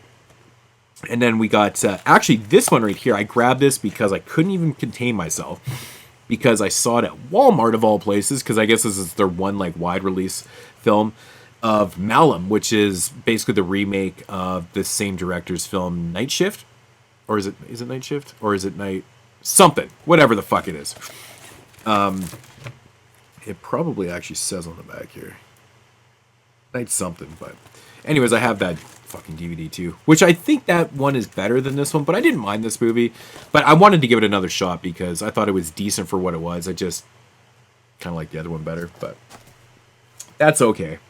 I don't know what it is with directors remaking their own movies, man. It's crazy. Alright, so getting into Mondo Macabro here, we have the infamous fucking Death Squad, which I have never seen before, but I have heard nothing but crazy things about this movie. Everyone that talks about this just says it's batshit, so can't wait to check out Death Squad. Same with this one, The Inferno from 1979. What is Death Squad? It's got to be from the 80s, right? It actually doesn't have the year. Oh, it's weird. I actually forgot to put the year on that. Wow, this is a long movie. 130 minutes. Crazy. So we got the Inferno here. These are just the standard editions. I always wait for the standards to come out because they're cheaper. They're like $8 cheaper. I don't need an $8 red case and booklet. Curse of the Dog God, 1977 Japanese fucking craziness right here. I mean, Mondo hits every fucking box for me, man. Like, the shit that they release, this is exactly why I love labels like this, because they release the most obscure craziness. Like, where else are you getting this stuff? Only Mondo pulls out this shit from the world. And then we got Special Silencers, which I know this movie. So 1982, is this a Indonesian film? Right, right. So this is the first ever video release of this film. So yeah, so I've obviously read about this. I've never seen it, obviously, but yeah, looks batshit. Indonesian films can be insane, so looking forward to checking that out. All right, so moving into Severin, which is actually a pretty decent pile. And we've got one that was like kind of a shock to me that they put this out. I had never seen this before, but I was surprised that I think it's because they put out his famous film. I can never fucking pronounce his name. Giovanzio, Combat Shock, and then we got the Unscared. This movie was actually pretty cool. I didn't mind this film. It's pretty interesting. It's got a pretty interesting premise. It's got a lot of twists and turns and shit that's going on in it. So I thought it was pretty fun. You know, it's pretty fun. Not going to give everything away, but I do recommend this. I enjoyed it. It was pretty fun. Into some 4Ks here. We got Cemetery Man. I just opted for the standard because literally the big ball and chains version was like going to cost me like $100 and something after taxes, shipping, and everything, and I was just for one movie. I'm like, what the fuck? I'm like, I saw it was like $106 when it came out to, because those things were what, 60 American. So then the conversion and shit, yeah, it was ridiculous. I was like, that is the most insane thing. And it's like a movie I've been waiting for forever for a Region 1 release. I do have the old Anchor Bay DVD and the Shameless Blu-ray of this also. It's actually one of my all-time favorite movies. Really the last, like, really highly great Italian film. There's been lots of good ones after, but this is, like, truly, like, the last, like, great one. In fact, it's actually one of my favorites of all time. Cemetery Man with Rupert Everett. It's just classic, dude. It's just classic. It's fucking amazing. Can't wait to watch it on 4K. And then I even said I wasn't going to upgrade it. And then I was watching someone's video, because I do have the Blu-ray, the Code Red Blu-ray of this. And someone was saying that, like, they did a comparison. And it was just, like, night and day. And I'm like, really? I'm like, that's crazy. But anyways, I'm a big fan of this movie, so I didn't feel overly bad buying it. But that's Butcher Baker, Nightmare Maker. Pretty crazy premise of the shit, so I like that psychosexual grindhouse shocker of the 80s. Directed by veteran of I Love Lucy. That actually makes a lot of sense. If you've never seen Butcher Baker Nightmare Maker, give it a shot. So we got Raiders of the Living Dead. Now this is one I actually didn't know anything about. And I believe... Is this the one? I think this is the one that was finished later on, if I'm not mistaken. But I could be wrong. Directed by Sam. I don't know what the fuck. No, I'm probably just an idiot. But anyways, it looks cool. It actually looks really bad. Yeah, I don't know the story behind this. So I may be thinking of something else. But yeah, Raiders of the Living Dead. Cool artwork, though. And then we got the Aussie slasher Blood Moon, which... I'm happy to upgrade. I have like a Region 2... Maybe it's an Australian DVD? Or it's a Region 2 DVD of this. Anyways, it'll make its way out to my cabin because I actually want to keep this one. But, I mean, it's not like top tier, but it's a fun... It says 89. I thought it came out in 1990. It could be 89, but it could be 90. But Blood Moon, Aussie slasher. And then we got Dracula, Prisoner of Frankenstein. Oh my god. Another Franco. Another fucking Franco. And, you know, I just, like, this dude that plays Dracula, I just watched him in a movie last night. Oh, it's fucking, it's Howard Vernon. I always forget his fucking name. Yeah, Howard Vernon was in The Countess Perverse. He plays the fucking weirdo in that one, too. But then again, like, how could you cast him in like a normal role? Because he just has that look. It's so perfect.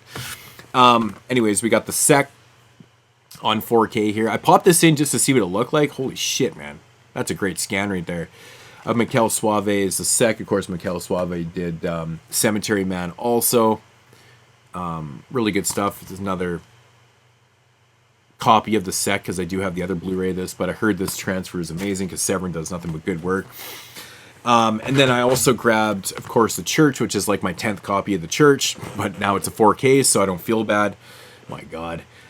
Will ever stop. When it comes to Italian films, I just can't stop myself from buying like every version. I don't buy every version, but I do find myself buying a lot of them. But I did watch this, and it looks great. It looks really, really good. I'm a big fan of The Church. I love the soundtrack. I got the vinyl sitting right in front of my penis.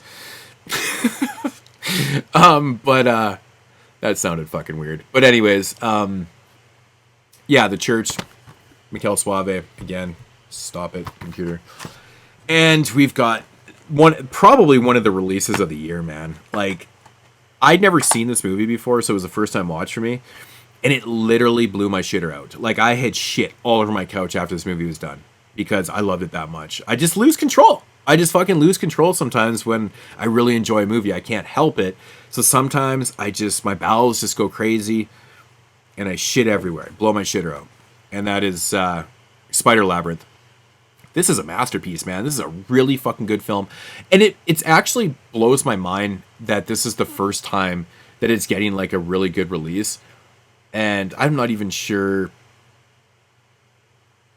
if it even had much releases before. I think it did, actually. I think it had like pretty minor releases. But this thing was nowhere to be found in Region 1. But it's fantastic. This is a great film. Highly recommend the shit out of that one. That's one of my favorite first-time watches of the year. Hands down. All right, peeps, I'm going to duck down here for 1 minute. And then here's what we'll get into the partner label Vinegar Syndrome stuff here. All right, so the way I have it, whatever order it's in. From Bleeding Skull, we got the fucking infamous shot on video Blonde Death from 1984. I have never seen this one, believe it or not. So many people have told me about this shit, and I was like, damn, I need to pick up Blonde Death. So, yeah, preserved from the original 3/4 tape master. What is it? It says commentary with queer film historians Elizabeth Purcell and KJ Shep. Why would they put queer in there? Who cares? What the fuck? I don't understand that. But yeah, anyways, shot for $2,000 on video. That is my type of film. Blonde Death right there. Fuck yeah. So from Bleeding Skull. So that's cool that Bleeding Skull is actually putting out their own shit now. Because I think Bleeding Skull was kind of doing stuff with AGFA. Some of the releases were Bleeding Skull ones who would have it on there. And then we got this fucking pretty cool release, man. The Other Dimension and the Films of Fabio Salerno.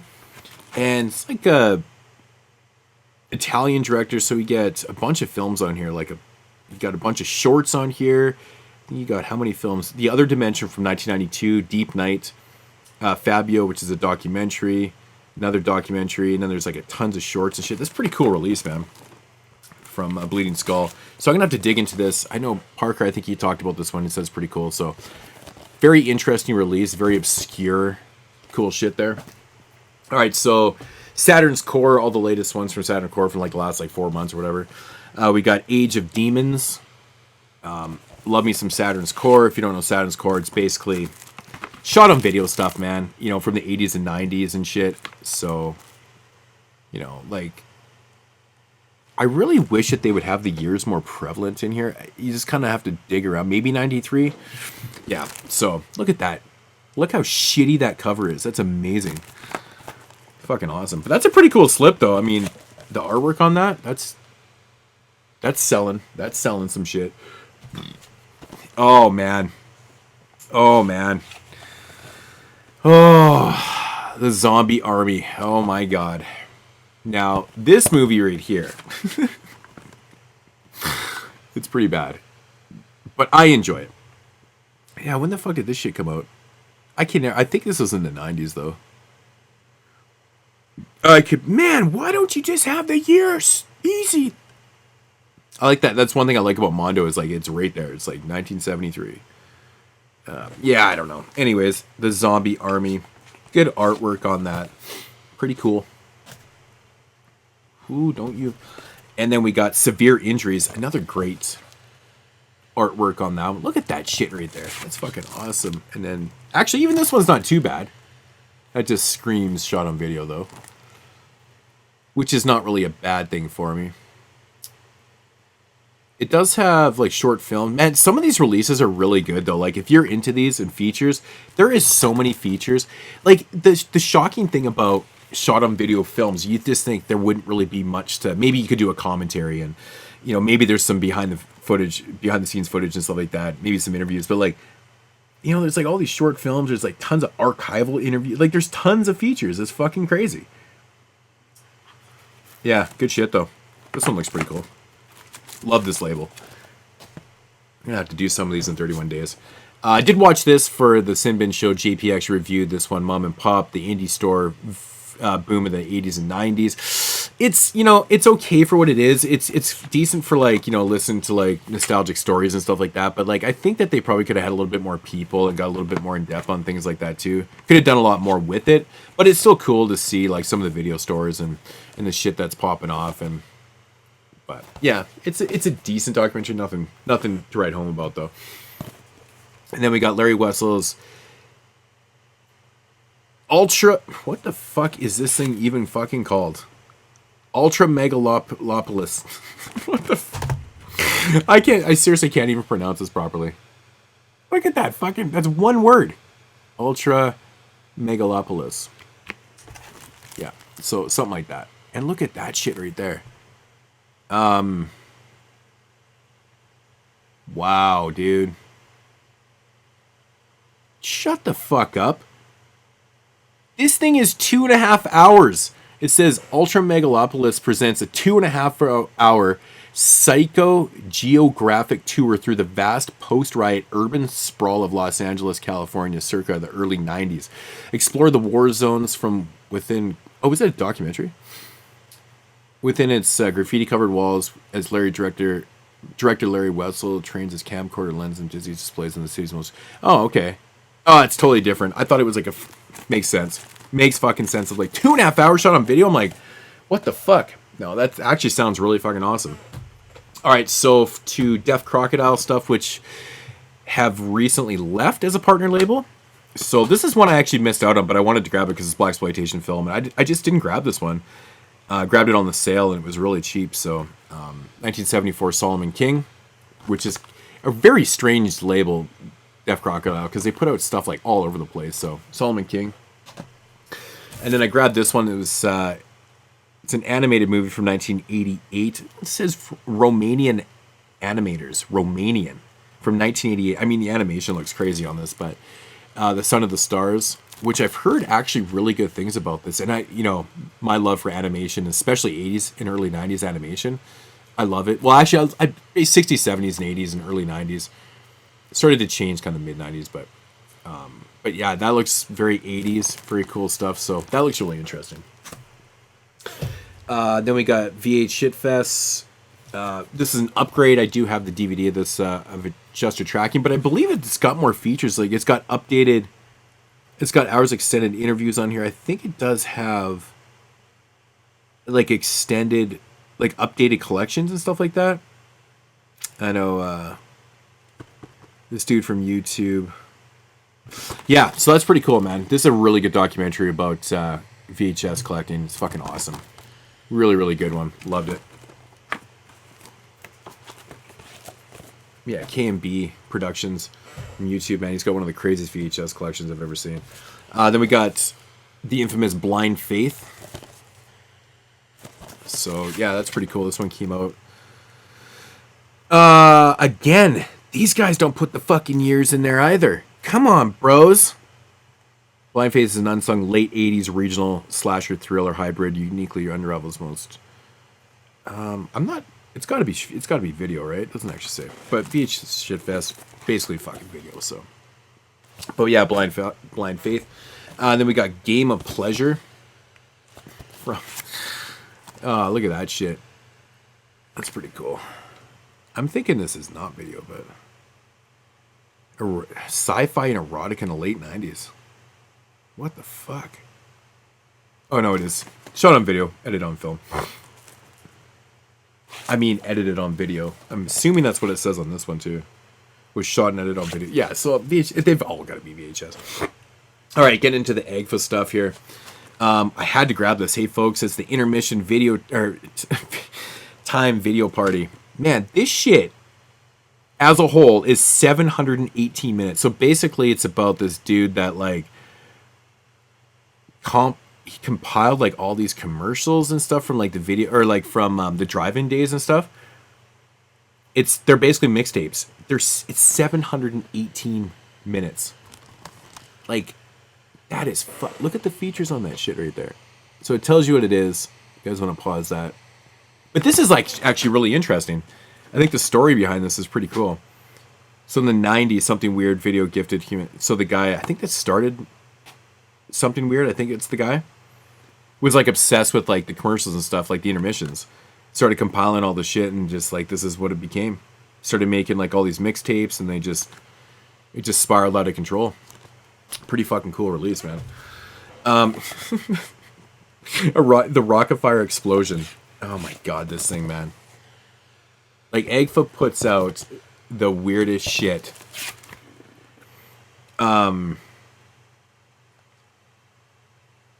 It's a true story behind one of the strangest pop culture phenomenons of the 1980s. Before being mysteriously replaced by Chuck E. Cheese, the showbiz pizza chain and its elementary rock band took the U.S. by storm. Yeah, right. So this is, like, the documentary about this fucking weird thing that kind of seen recently in an updated version of, like, I don't even know what you can compare this to, but something. Anyways. Then we got The Last Slumber Party, which is not great. I think Tony did this on the Simbin podcast, and it's okay. It's all right for what it is. It's a decent time. It's a quick watch, 72 minutes, man. I mean, the kills aren't the greatest and stuff, but, you know, it's like a Halloween ripoff. So, to one of the releases of the last little while, man. So if you guys checked out the last Simbin podcast, we do at the end of the show, like, release of that month or whatever. This was kind of pretty much everyone's, and that is Houseboat Horror, the Aussie slasher film, shot on video slasher film that really never had, like, any good releases. Like, this thing always looked terrible, sounded terrible. This release from Umbrella is fucking outrageous, man. It looks so good. It sounds good. It doesn't even seem like it's even video. It looks that good. It's crazy. Like, it actually seems like a shot like 60 millimeter. Because apparently they slowed down the frames per second, and the frame rate, and it just feels different. It's pretty trippy. But Houseboat Horror, great slasher film, crazy body count in this film, cool looking killer. It's got a lot of quirky, wacky characters, tons of characters actually, but yeah, big body count, but good stuff. Actually, one of my favorite releases of the year also is one of my all-time favorites found footage films, and that is another Australian film called The Tunnel. So happy to have this one. We actually just did this on the podcast. I was just talking about this one, and yeah, I love this movie. I'm such a big fan of The Tunnel. Can't wait to rewatch this in its glory of high def. Pretty cool. And then we've got this fucking weird release from Umbrella, which filmed by Matt Wedson, Cosmic Psychos, Blokes You Can Trust. Stranded and Cosmic Psychos, Blokes You Can Trust. So, and the Saints Doctor. So that's actually a triple feature on here. That's pretty cool. So I think, so the first film, Stranded, is like the 70s punk rock movement. New York had the Ramones, Stranded is like, yeah, so this is pretty interesting. Cosmic Psychos. Huh. This is pretty cool. I don't really know much about this, but yeah, grab this one. Looks pretty cool. Looks like some based on real shit kind of stuff. So that's pretty cool. All right, so that's the partner label stuff. Let's get into the Vinegar Syndrome releases. We'll just start with the actual Vinegar Syndrome releases. Now we'll get into the fucking 400 sub-labels that they freaking have. Like, are you kidding me? man, with the VSAs and the VSLs and the VSUs and the VS, what the fuck? There's so many of them. Wow, I actually drank a whole beer. It took me an hour and a half to drink that. And this one is surprisingly still cold. The can's colder than the contents inside. But it's not warm. Alright, so yeah, Vinegar Syndrome releases. They released probably my favorite Chuck Norris movie, Invasion USA. I absolutely love this movie. Like, I love this movie. Inglorious 4K. Are you fucking kidding me? So amazing. Directed by Joe Zito. Oh my god, dude. This, like, Richard Lynch. The shopping mall scene is like the craziest thing ever. But I absolutely love Chuck Norris, as you guys know. I've like everything pretty much up to Top Dog. I love Chuck Norris. But this is like one of my favorites. When I heard Vinegar Syndrome put out a 4K, I'm like, you know what? It's a no-brainer, really. But then again, when you get all the packages every month, you kind of get what you're getting. All right, so another one that was reviewed on the podcast, and that's Sanit 1 and 2. These are Indonesian films, I think. Is that what they are? I can't remember. We did this a couple months ago. And they're ridiculous, man. They are ridiculous.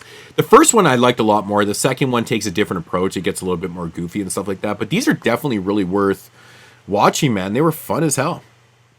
Yeah, Indonesian. Yeah. So, pretty interesting. Great release. Like, again, this is the type of shit that I'm looking for when I'm collecting, because this is shit that I'd never heard of, never seen, and it turns out to be very, very fun. So, awesome. But Indonesian films could be super crazy, man. Like, Mystics in Bali is still one of my all-time favorite ones. I mean, it literally has a flying fucking head with guts hanging out the bottom. It's crazy. It's amazing. The House Where Death Lives. This one was also watched for the podcast. I thought this one was pretty decent. It's also known as Delusion. It's got a pretty decent premise to it. Early slasher. I mean, I feel like this movie's like what we said in the review it's a little bit predictable at times, but it's got really good performances. And I think that this one actually, the more you think about it, is actually better than you give it credit for, like for face value and stuff. So it does some really good things. I think it's pretty interesting. But glad to have that one on a Blu-ray. This was Tyler's pick. I think this was Tony that reviewed this one. Actually, Tony did Sanit 1 and 2 also on a different month. Of course, Tyler picked, Singapore Sling, because he's got to pick all the fucking... That's my dog down there, one of them. He's got to pick, the hyper... Just, geek fucking elevated type films. Singapore Sling is a film that I've seen multiple times now, which I don't know why, and I still can't make out what the fuck this is. Like, I get the movie, but how do you ever produce something like this? It's just bizarre. It's like this it's got this like old kind of film noir style to it. It's shot in black and white, and it has that element, a lot of those elements, but then it's got like this whole torture angle, it's got this horror angle, it's got this hyper uber like psychosexual like incest angle. Like, it's got so much weird shit happening in this, man. It is fucking so weird. Like, every time I watch it, I just shake my head and go, wow, how the fuck where do you make these movies? Like, how does this come about? But yeah, it's definitely a Tyler type film. It's very artsy. He's an artsy fartsy fucking dork. So yeah, this was a main feature review on the podcast, and that's Dr. Terror's House of Horrors, the Amicus anthology film, which is really fun. Really, really fun. Peter Cushing's in this. You got Christopher Lee. You got it directed by Freddie Francis, of course. Donald Sutherland's actually in this film too. A very early Donald Sutherland. Rest in peace to Donald Sutherland, who just passed away. Canadian boy himself. But yeah, I mean, there's some really good stories in this. I think they're really cool. So, I mean, everybody knows Dr. Terror's House of Horrors. If you're an anthology fan and even an Amicus fan, you probably are very familiar with that. So pretty cool. One of my releases of the year, hands down, is the double feature of Maya and Spectres. Really good stuff here, man. I thought this was a fantastic double feature from the same director.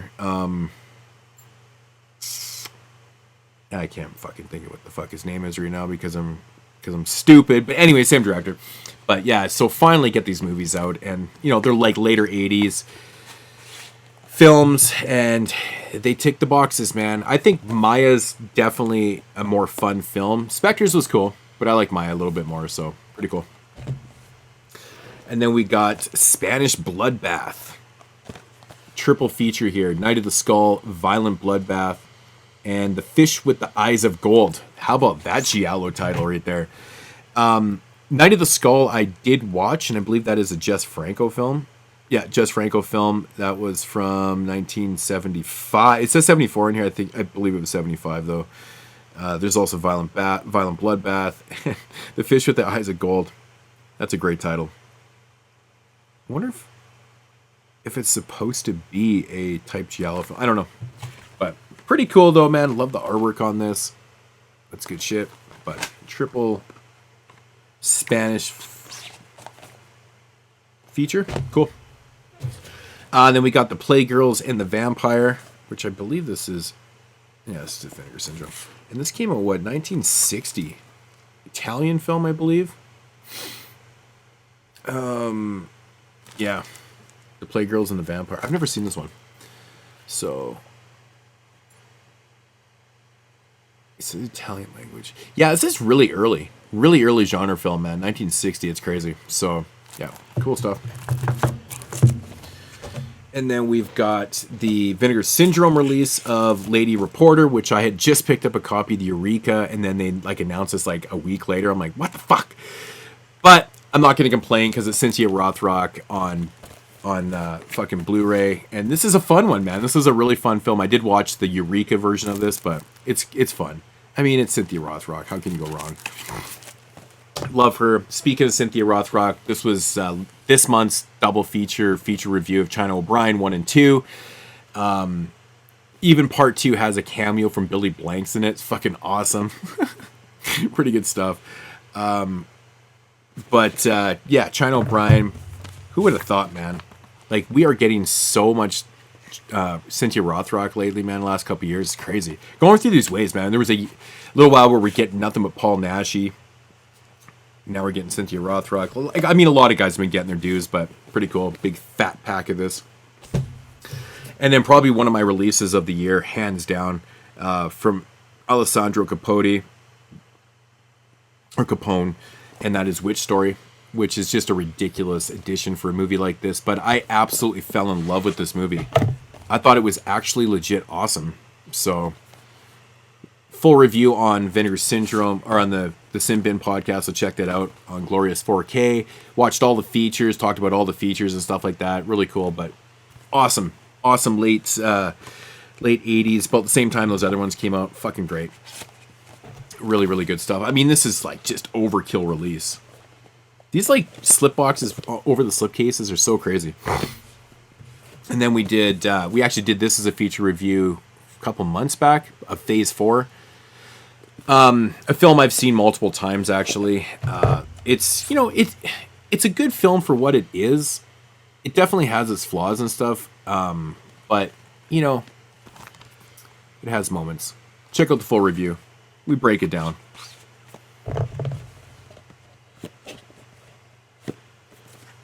I can't get these things back in. And then, of course, we got the brilliant fucking release of the horrible Dr. Hitchcock. So this is like the good version of it, because like I know all of this is like an upgrade, because the olive version I believe was like the shorter cut of the film. I think this is the fully uncut version, because like the Italian cut, because I believe that was like the American version that was a little bit shorter. I want to say that it is. I haven't really looked too much into it, but it does say 87. Is there another cut on here? Contains the 87-minute original Italian feature presentation. Right. As well as a 76-minute American cut. So it does have both cuts on here. So if you do have the olive Blu-ray of this, it'll be the short cut. Is actually the version that I just said version. Of the version that we reviewed on the Italian Horror Month on 22 Shots would be the short. So I've never actually seen the full uncut version of this, man. But I really like The Horrible Dr. Hitchcock. It's a great film. Barbara Steele, good stuff. So looking forward to revisiting that one in all its glory, because there's nothing worse than getting like so familiarized with a film that's like been cut all these years, and you're like, oh shit, there's a full version of it. Fuck, I hate that. Drives me nuts. All right. Sorry guys. I usually don't like to leave the screen, but I have like literally no. I just, there's no way I could do this without doing this. I just don't have enough room in here. As you guys can see, what you see behind is like this whole room is like just covered in shit. All right, so get into the Vinegar Syndrome other labels, like there are other labels that are Vinegar Syndrome. But we'll start with the degeyser stuff here. We got Herencia Diabolica. I reviewed this on the Sin Bin, and this is basically like the Spanish or the Mexican version of Chucky. I shit you not, dude. Like, this is one of the greatest releases this year. The movie's is okay, but it's so worth your time because it's just like unbelievable that they fucking made this. This is literally about this killer doll. It's like the Spanish version of Child's. It says Mexico's possessed doll, its subgenre, has been hailed as the country's answer to Child's Play. It's fun, man. It's fun. I enjoy this, man. It's just got so much fucking charm. They legit were trying to do a great movie, and it just came out like this. It's so much fun. I can't recommend it enough. And then, of course, we've got The Ripper, starring Tom Savini from 1985. It's hard to believe this is the same year that he did Day of the Dead, but and he still shits on this movie. He still hails this is like the worst movie he's ever been in. I think he doesn't remember some of the shit that he's been in from 2000 post, because like there's a lot of bullshit that he was in. But I actually really like The Ripper. It's based on Jack the Ripper, and it's kind of like a possession type film about this teacher that's teaching his class about the Ripper, and you know he finds this ring, and it's like very similar to the one that's in his book and stuff, and he ends up picking it up, and he gets possessed by the soul of like Jack the Ripper, and he goes out killing all these people, blah blah blah. It's shot on video, but it looks pretty damn good though. It really does look good. I actually really enjoy this film. I think that it gets shit on for the wrong reasons. I don't know, maybe it's just because Tom Savini's name is attached and he doesn't like it, but he's just kind of being a dick about it and stuff. I don't know. It's not that bad. I actually really like it. Then we got 5-card stud here with Dean Martin and Robert Mitchum. I think Robert Mitchum has been brought up a couple times in this. This is an okay Western. 1968. It's not like one of my favorite ones. I'd never seen this. I thought I'd seen this movie before. Maybe I had. I don't know. It seemed overly familiar to me. You know, it has its moments. It does definitely have its moments. It's kind of got this like revenge tale to it and stuff. It's decent for what it is. I think JP was the one that talked about this one on the podcast. Then we got Story of a Junkie, and this is on the... That was a VSL. This is a VSL, and then this is a VSL. Fuck, I don't even know. So Story of a Junkie, I have seen this before. Troma released this documentary. Does this say Gringo? Wow, it says Gringo. I never...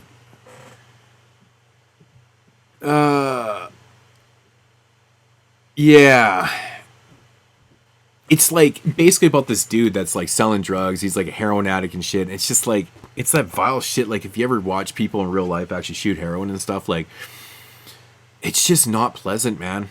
Like I saw way too much of it growing up, and I was like, it's so disgusting. It's like I really don't want to rewatch that stuff like in real documentaries and shit. Like there's literally a picture of it, of the dude on the back with a needle going in his arm and shit. I'm just like, but it's, I watched the DVD years ago of this, but I can't quite remember. So I can't remember if it was any good or not, but it's crazy they put this out. Like, I just find it so crazy. Continue along with the VSLs. We got Kinski's Paganini. I can't believe that Kinski did Paganini. Like, I just can't even believe. Like, this came out in 1989. And so Klaus Kinski actually directed this movie also. So the Paganini Horror is a totally different movie, which came out around the exact same time. And I'm not sure if they like saw maybe the minor success of that and they're like, oh, I can do Paganini serious. And this is really bizarre. I actually can't wait to watch this just to see what this is all about. It's only 84 minutes, which I find really short for kind of like a biopic. I don't know.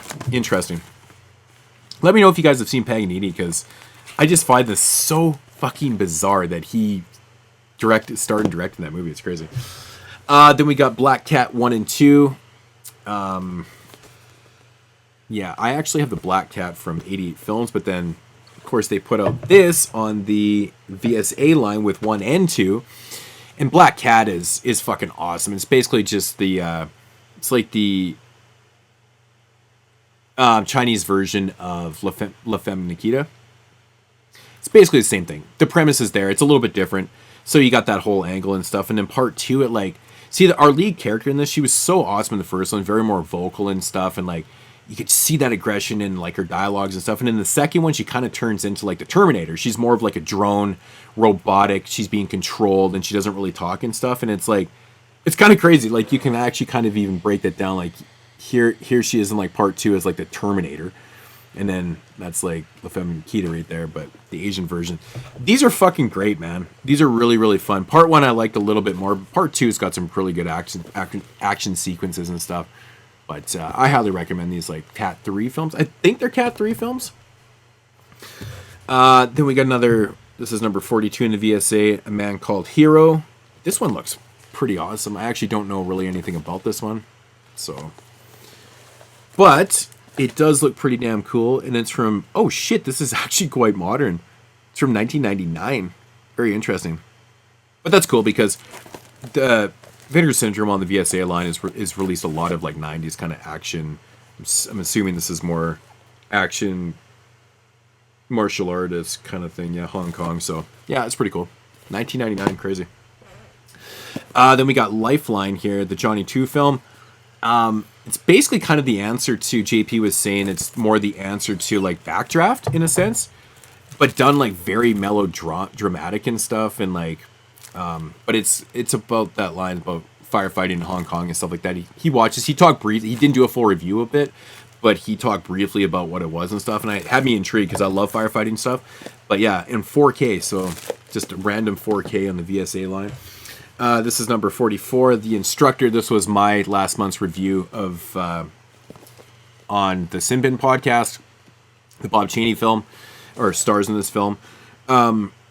So check out their review. I don't want to get too much into it, but pretty fun. You know, it's they really tried to make a great film. It turned out not the greatest, but then again, you know, it's kind of like the lesser version of like something awfully bad that's great, like Miami Connection or Dangerous Men or like Ninja Busters or like along those lines, like those movies that were meant to be really good but just turned out kind of laughable.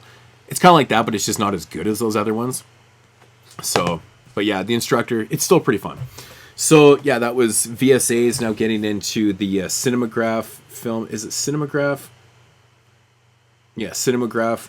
I don't fucking know. We reviewed this one as a headliner, and it was Red Rock West, of course, the Neo-noir film with Nicolas Cage. Laura Finn Boyle's in this film. Dennis Hopper. Yeah, great cast. It's a film that I actually had in my cart. I had the Region 2 DVD in my cart when Vinegar Syndrome announced this. I'm like, oh shit, I guess I'll be picking this up. But so these things are limited, like to 6,000 apparently. If you guys can see that. I got 2542. I hate white. So it's a neo-noir, you know, twists and turns and stuff like that. It's decent for what it is. It's not mind-blowing, but it's pretty good. I was really hoping to get like more out of Nicolas Cage and Dennis Hopper in this film. Especially they have one scene together that could have been like explosively awesome, but it's a little bit of a letdown, but it's still pretty good. This one I have not watched yet, which I heard from everyone that did watch it, they didn't like this movie. Which I thought was really interesting. It's directed by Jack Nicholson, actually. Came out in 1978. I believe it's like a fucking comedy, though. It's like, is a cut-rate outlaw in post-Civil War Texas convicted of bank robbery and property theft. When he's sentenced to death by hanging in town. I don't know. I heard it just wasn't that great, so. But I think the Cinematograph line has been a little bit hit and miss. We did a featured review on Touch. And this one right here is a crazy good cast, man. It's got Christopher Walken. It's got Skeet Ulrich, of course, from Scream. It's got Tom Arnold, Gina Gershon, Paul Marisky. And the soundtrack's actually composed by David Grohl, of course, from the Foo Fighters, Nirvana. And among faces, there's a lot of other people in the film, too. They're just not mentioned on here. And it has so many elements that could be so good. But the problem is the script. It just fucking does nothing with it. It's so disappointing. Like, it's 1997. It's kind of in like that post, like neo-noirs were huge at the time. Like Tarantino's films had a big influence on filmmakers. It's a Paul Schrader film. Like, I mean, there's so many elements here that could have been great. The cast, I mean, it's fucking nuts. And it comes out so flat, though. It's not even a bad movie. It's like Tom Arnold totally steals the show in this movie. And I feel like Skeet Ulrich is actually miscast as the lead in this film. He just doesn't, he's not believable in it. But yeah, Christopher Walken's great. I just feel like the script isn't the greatest, man. And then, of course, we've got Dangerous Game. This was another one from this line.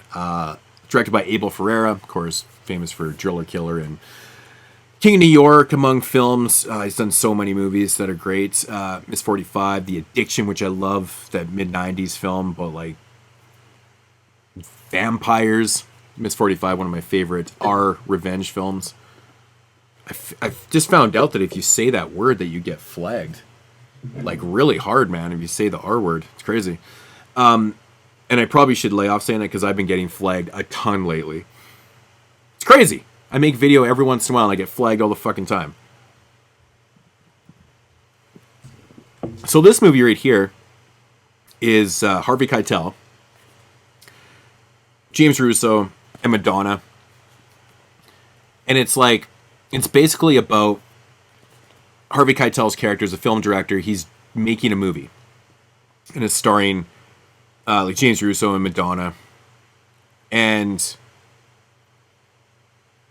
it's like this, it's basically about, like, the core concept is like how life imitates art and art imitates life. It has that kind of like flip-flop contrast to it.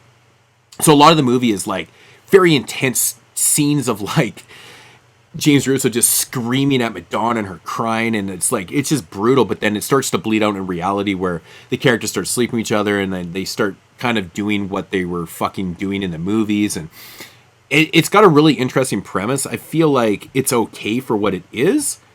It's not mind-blowing. It's not my favorite Abel Ferrara film, but I feel like the performances are really good. There's a lot of good things that are going on here. It's an interesting watch. I like the whole film aspect making process in the film, and then you got that, and like there's a lot of commentary that's going on and stuff, but it's pretty interesting. It's definitely better than Touch, in my opinion. All right, so getting into the VSUs, which are like these monstrosity, big, ridiculous releases that come like this and shit. And here we got Southern Comfort, which is actually a total upgrade for me because I have the Shout Factory Blu-ray, which I've actually reviewed this film a couple times. I really like Southern Comfort. I think it's a fantastic movie. Again, it's got a lot of commentary about, like, you know, I was going to say the Civil War, Vietnam. Civil War's a little older. But yeah, fucking great ass cast in this movie. You got Powers Booth, rest in peace to Powers Booth, Keith Carradine, Fred Ward's in this film. Directed by one of my favorite all-time directors, Walter Hill. Absolutely love Walter Hill. It's really, really good stuff. If you've never seen Southern Comfort, it's really good. It's about a group of guys that go on a training exercise that do something fucking stupid, and then they start getting hunted down and shit. And it's got some really interesting things going on in the movie. I really enjoy it. So check out Southern Comfort. Good stuff. And here's a movie I haven't seen forever. And my boy Tony was just talking about how much he loves this movie, and that's Navy SEALs. I haven't seen this since it came out, I swear. All I remember is Charlie Sheen in this movie. So we got Charlie Sheen. And, oh yeah, Bill Paxton's in this movie too, right? Crazy. Cool. Yeah, it's been a little bit. So 1990. So I probably didn't watch it right when it came, but I saw it's probably in the early 90s, but I don't think I watched it when I was 10 in 1990, but probably in the early 90s for sure. But I have seen this. So Navy SEALs, ridiculous release for Navy SEALs. And I'll be 1 second. All right, so getting into the home stretch here. Holy shit. But I managed to keep, I was like, if I can keep this under 2 hours, I'm not doing too bad, which I'm not going to make that. But pretty close because it's shorter than my last one. So yeah, first up here from Vinegar Syndrome, I grabbed the box. The empty box of Freeway 1 and 2 because I already had the Blu-rays. And I love the fact that they give you the option to buy a box by itself if you have the releases, like they did with the Rudy Ray Moore films. I had all the Blu-rays. They offered the box. I bought the box, put them in there. You have a box set. It's pretty cool. So I love the Freeway films 1 and 2. They're both great. Really, really good stuff. So now I got a box set.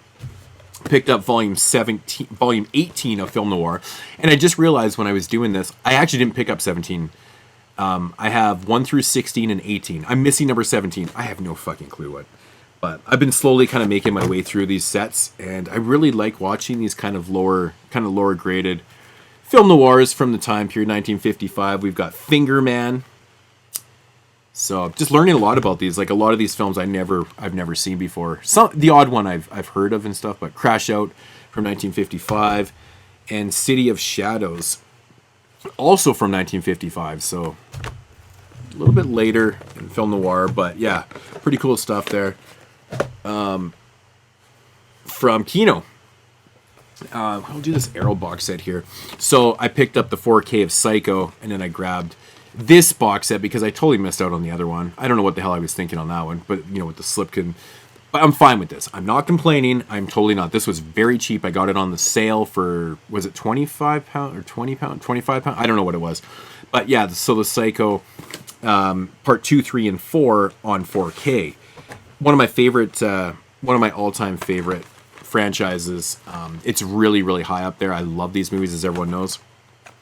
So I have just multiple copies of all these things, but you can't have enough Psycho, right? So pretty cool. Glad to have that in 4K. From Severin, we got the Game of Clones, the Bruceploitation collection. Now, I'm a little bit fucking pissy about this. I just found out from a homeboy that runs Rough Cut Video that if you ordered this from Severin, there's actually 2 more movies in the box set. I did not know this. But to order from Severin, you know, again, would have cost me like another $70 because of conversion and fucking shipping rates and stuff. So I was like, you know what, whatever. But I didn't know that. But I went ahead and I just pre-ordered on Amazon, which I got a really good price on this. It was way cheaper to get it on there. But yeah, so there's 2 extra movies on the Severin exclusive edition. I'm like, you fuckers, man. Like, why do that? Why do that? Fucking pisses me off, dude. But yeah, the Game of Clones Bruceploitation collection, which is super cool. So you got Enter the Clones of Bruce, which is the documentary, which is really cool. I still need to watch it. I think it's so awesome that they did that right there. So then you got the Clones of Bruce Lee and Enter 3 Dragons right there. Yeah, it still pisses me off, man. Enter the Game of Death and Goodbye Bruce Lee, his last game of death. It's fucking crazy, these movies, man. This is crazy to me. The Dragon Lives Again and Bruce and the Iron Finger. It's so crazy to me, man. Challenge of the Tiger and Cameroon Connection. I don't know why I'm so far over, but... And then we got Super Dragon, the Bruce Lee story, and The Dragon Lives. Yeah, this is a really nice set. One thing about Severin is that they do good box sets. The Dragon, the Hero, and Rage of the Dragon. Like, I just can't stop buying Severin box sets, and that's it. So, yeah, and there's 2 more movies that are in the exclusive set, which, whatever. Apparently, this is volume 1, so I'm looking forward to maybe getting the second one, too. But not maybe, but I probably will. And, of course, we've got the Homegrown Horrors volume 3 box set, which is fantastic. Super cool. 2 of these are upgrades, and the other one I have actually never seen before. So that's pretty interesting. Again, I popped it in the other night because it'll be unwrapped in here, and I never got to it, which is Deadly Love. This is the one I've never seen before. My homeboy Tony from Sinbin Podcast said that this one's pretty fun. It's got terrible artwork, which is always a good it is a good thing. We all know great artwork usually means it's not a good thing. No, I'm just joking. But yeah. 1987 slasher. Looks pretty cool though, man. Deadly Love. So Revenge, which is from 1986. Yeah, so yeah, that artwork's very interesting on that. So it's the sequel to Blood Cult. And this guy also did The Ripper also. There's 3 movies in a row that he did. I remember liking. I love Blood Cult. Haven't seen Revenge forever, but that's very interesting artwork on that. And of course, Haunted Ween, which I have. I think I did this as day 31 on one of my volumes of 31 Days of Horror. I have an old DVD signed by the director and stuff, but pretty curious to check this one on Blu-ray. So we got Haunted Ween. That's pretty cool. Yeah, another one. I hope they keep coming with these homegrown horror volumes, because these are great box sets, man. Love these boxes. Speaking of great box sets, and these ones just keep coming. And this is final. This is actually no, this is not final. I just realized I actually forgot a stack, so we'll just get into that because Forgotten Giallo Volume 4. Artwork on these is just fantastic. That's one thing about these box sets is that they do very, very well is the designs on these things. These top loaders, so good. And we got Death Carries a Cane. That's a great title right there. Never seen this one, actually. 1973. Naked You Die, which is an Antonio Margheriti film, I believe. Yeah, this is the one that Dark Sky put out years ago. Yeah. So this is a fun one. I have the DVD, so that's an upgrade right there. And another upgrade from the Bloodstained Shadow was Anchor Bay. Blue Underground put this out, which I've seen. I still have the DVD of this also, and that's the Bloodstained Shadow. So that's pretty cool. So it's another volume, and I'm pretty sure that these are going to keep coming. So going to keep burning our pockets. And of course, I did actually forget a little stack I was going to actually do before I got into the boutique labels, but I'll just show it now because there's probably only maybe 1% of people that actually give a shit about these ones. But a little bit of animated stuff and animated based, Legion of Superheroes, DC movie.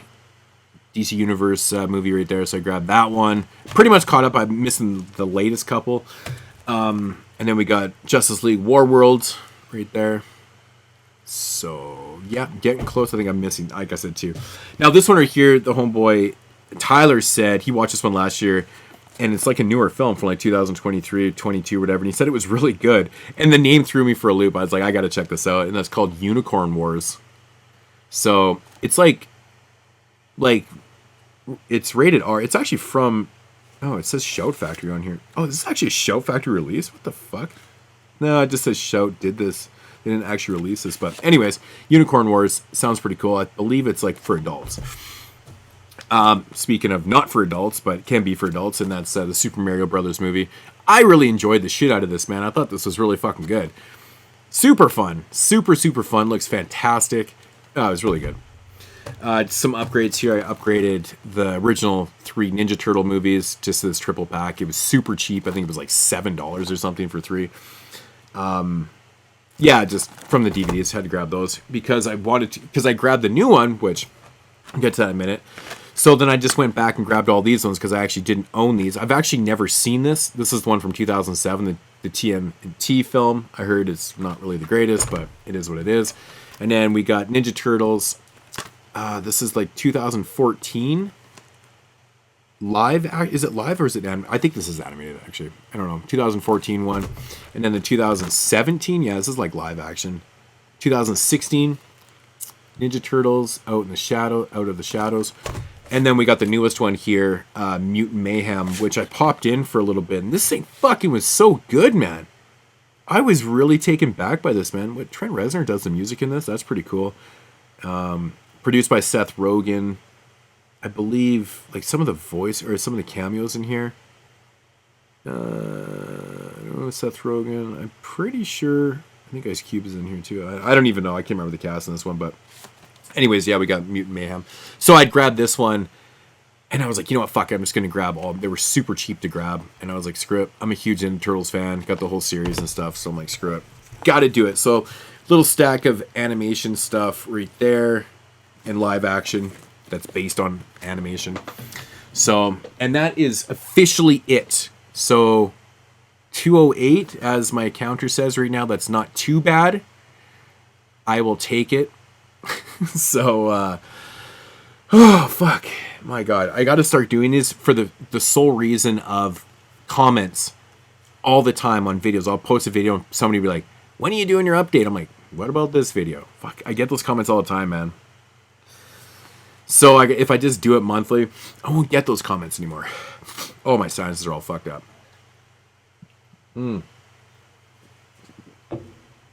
All right. That is it. Huge update. Massive update. You guys let me know your guys' thoughts on this if you can remember half the titles.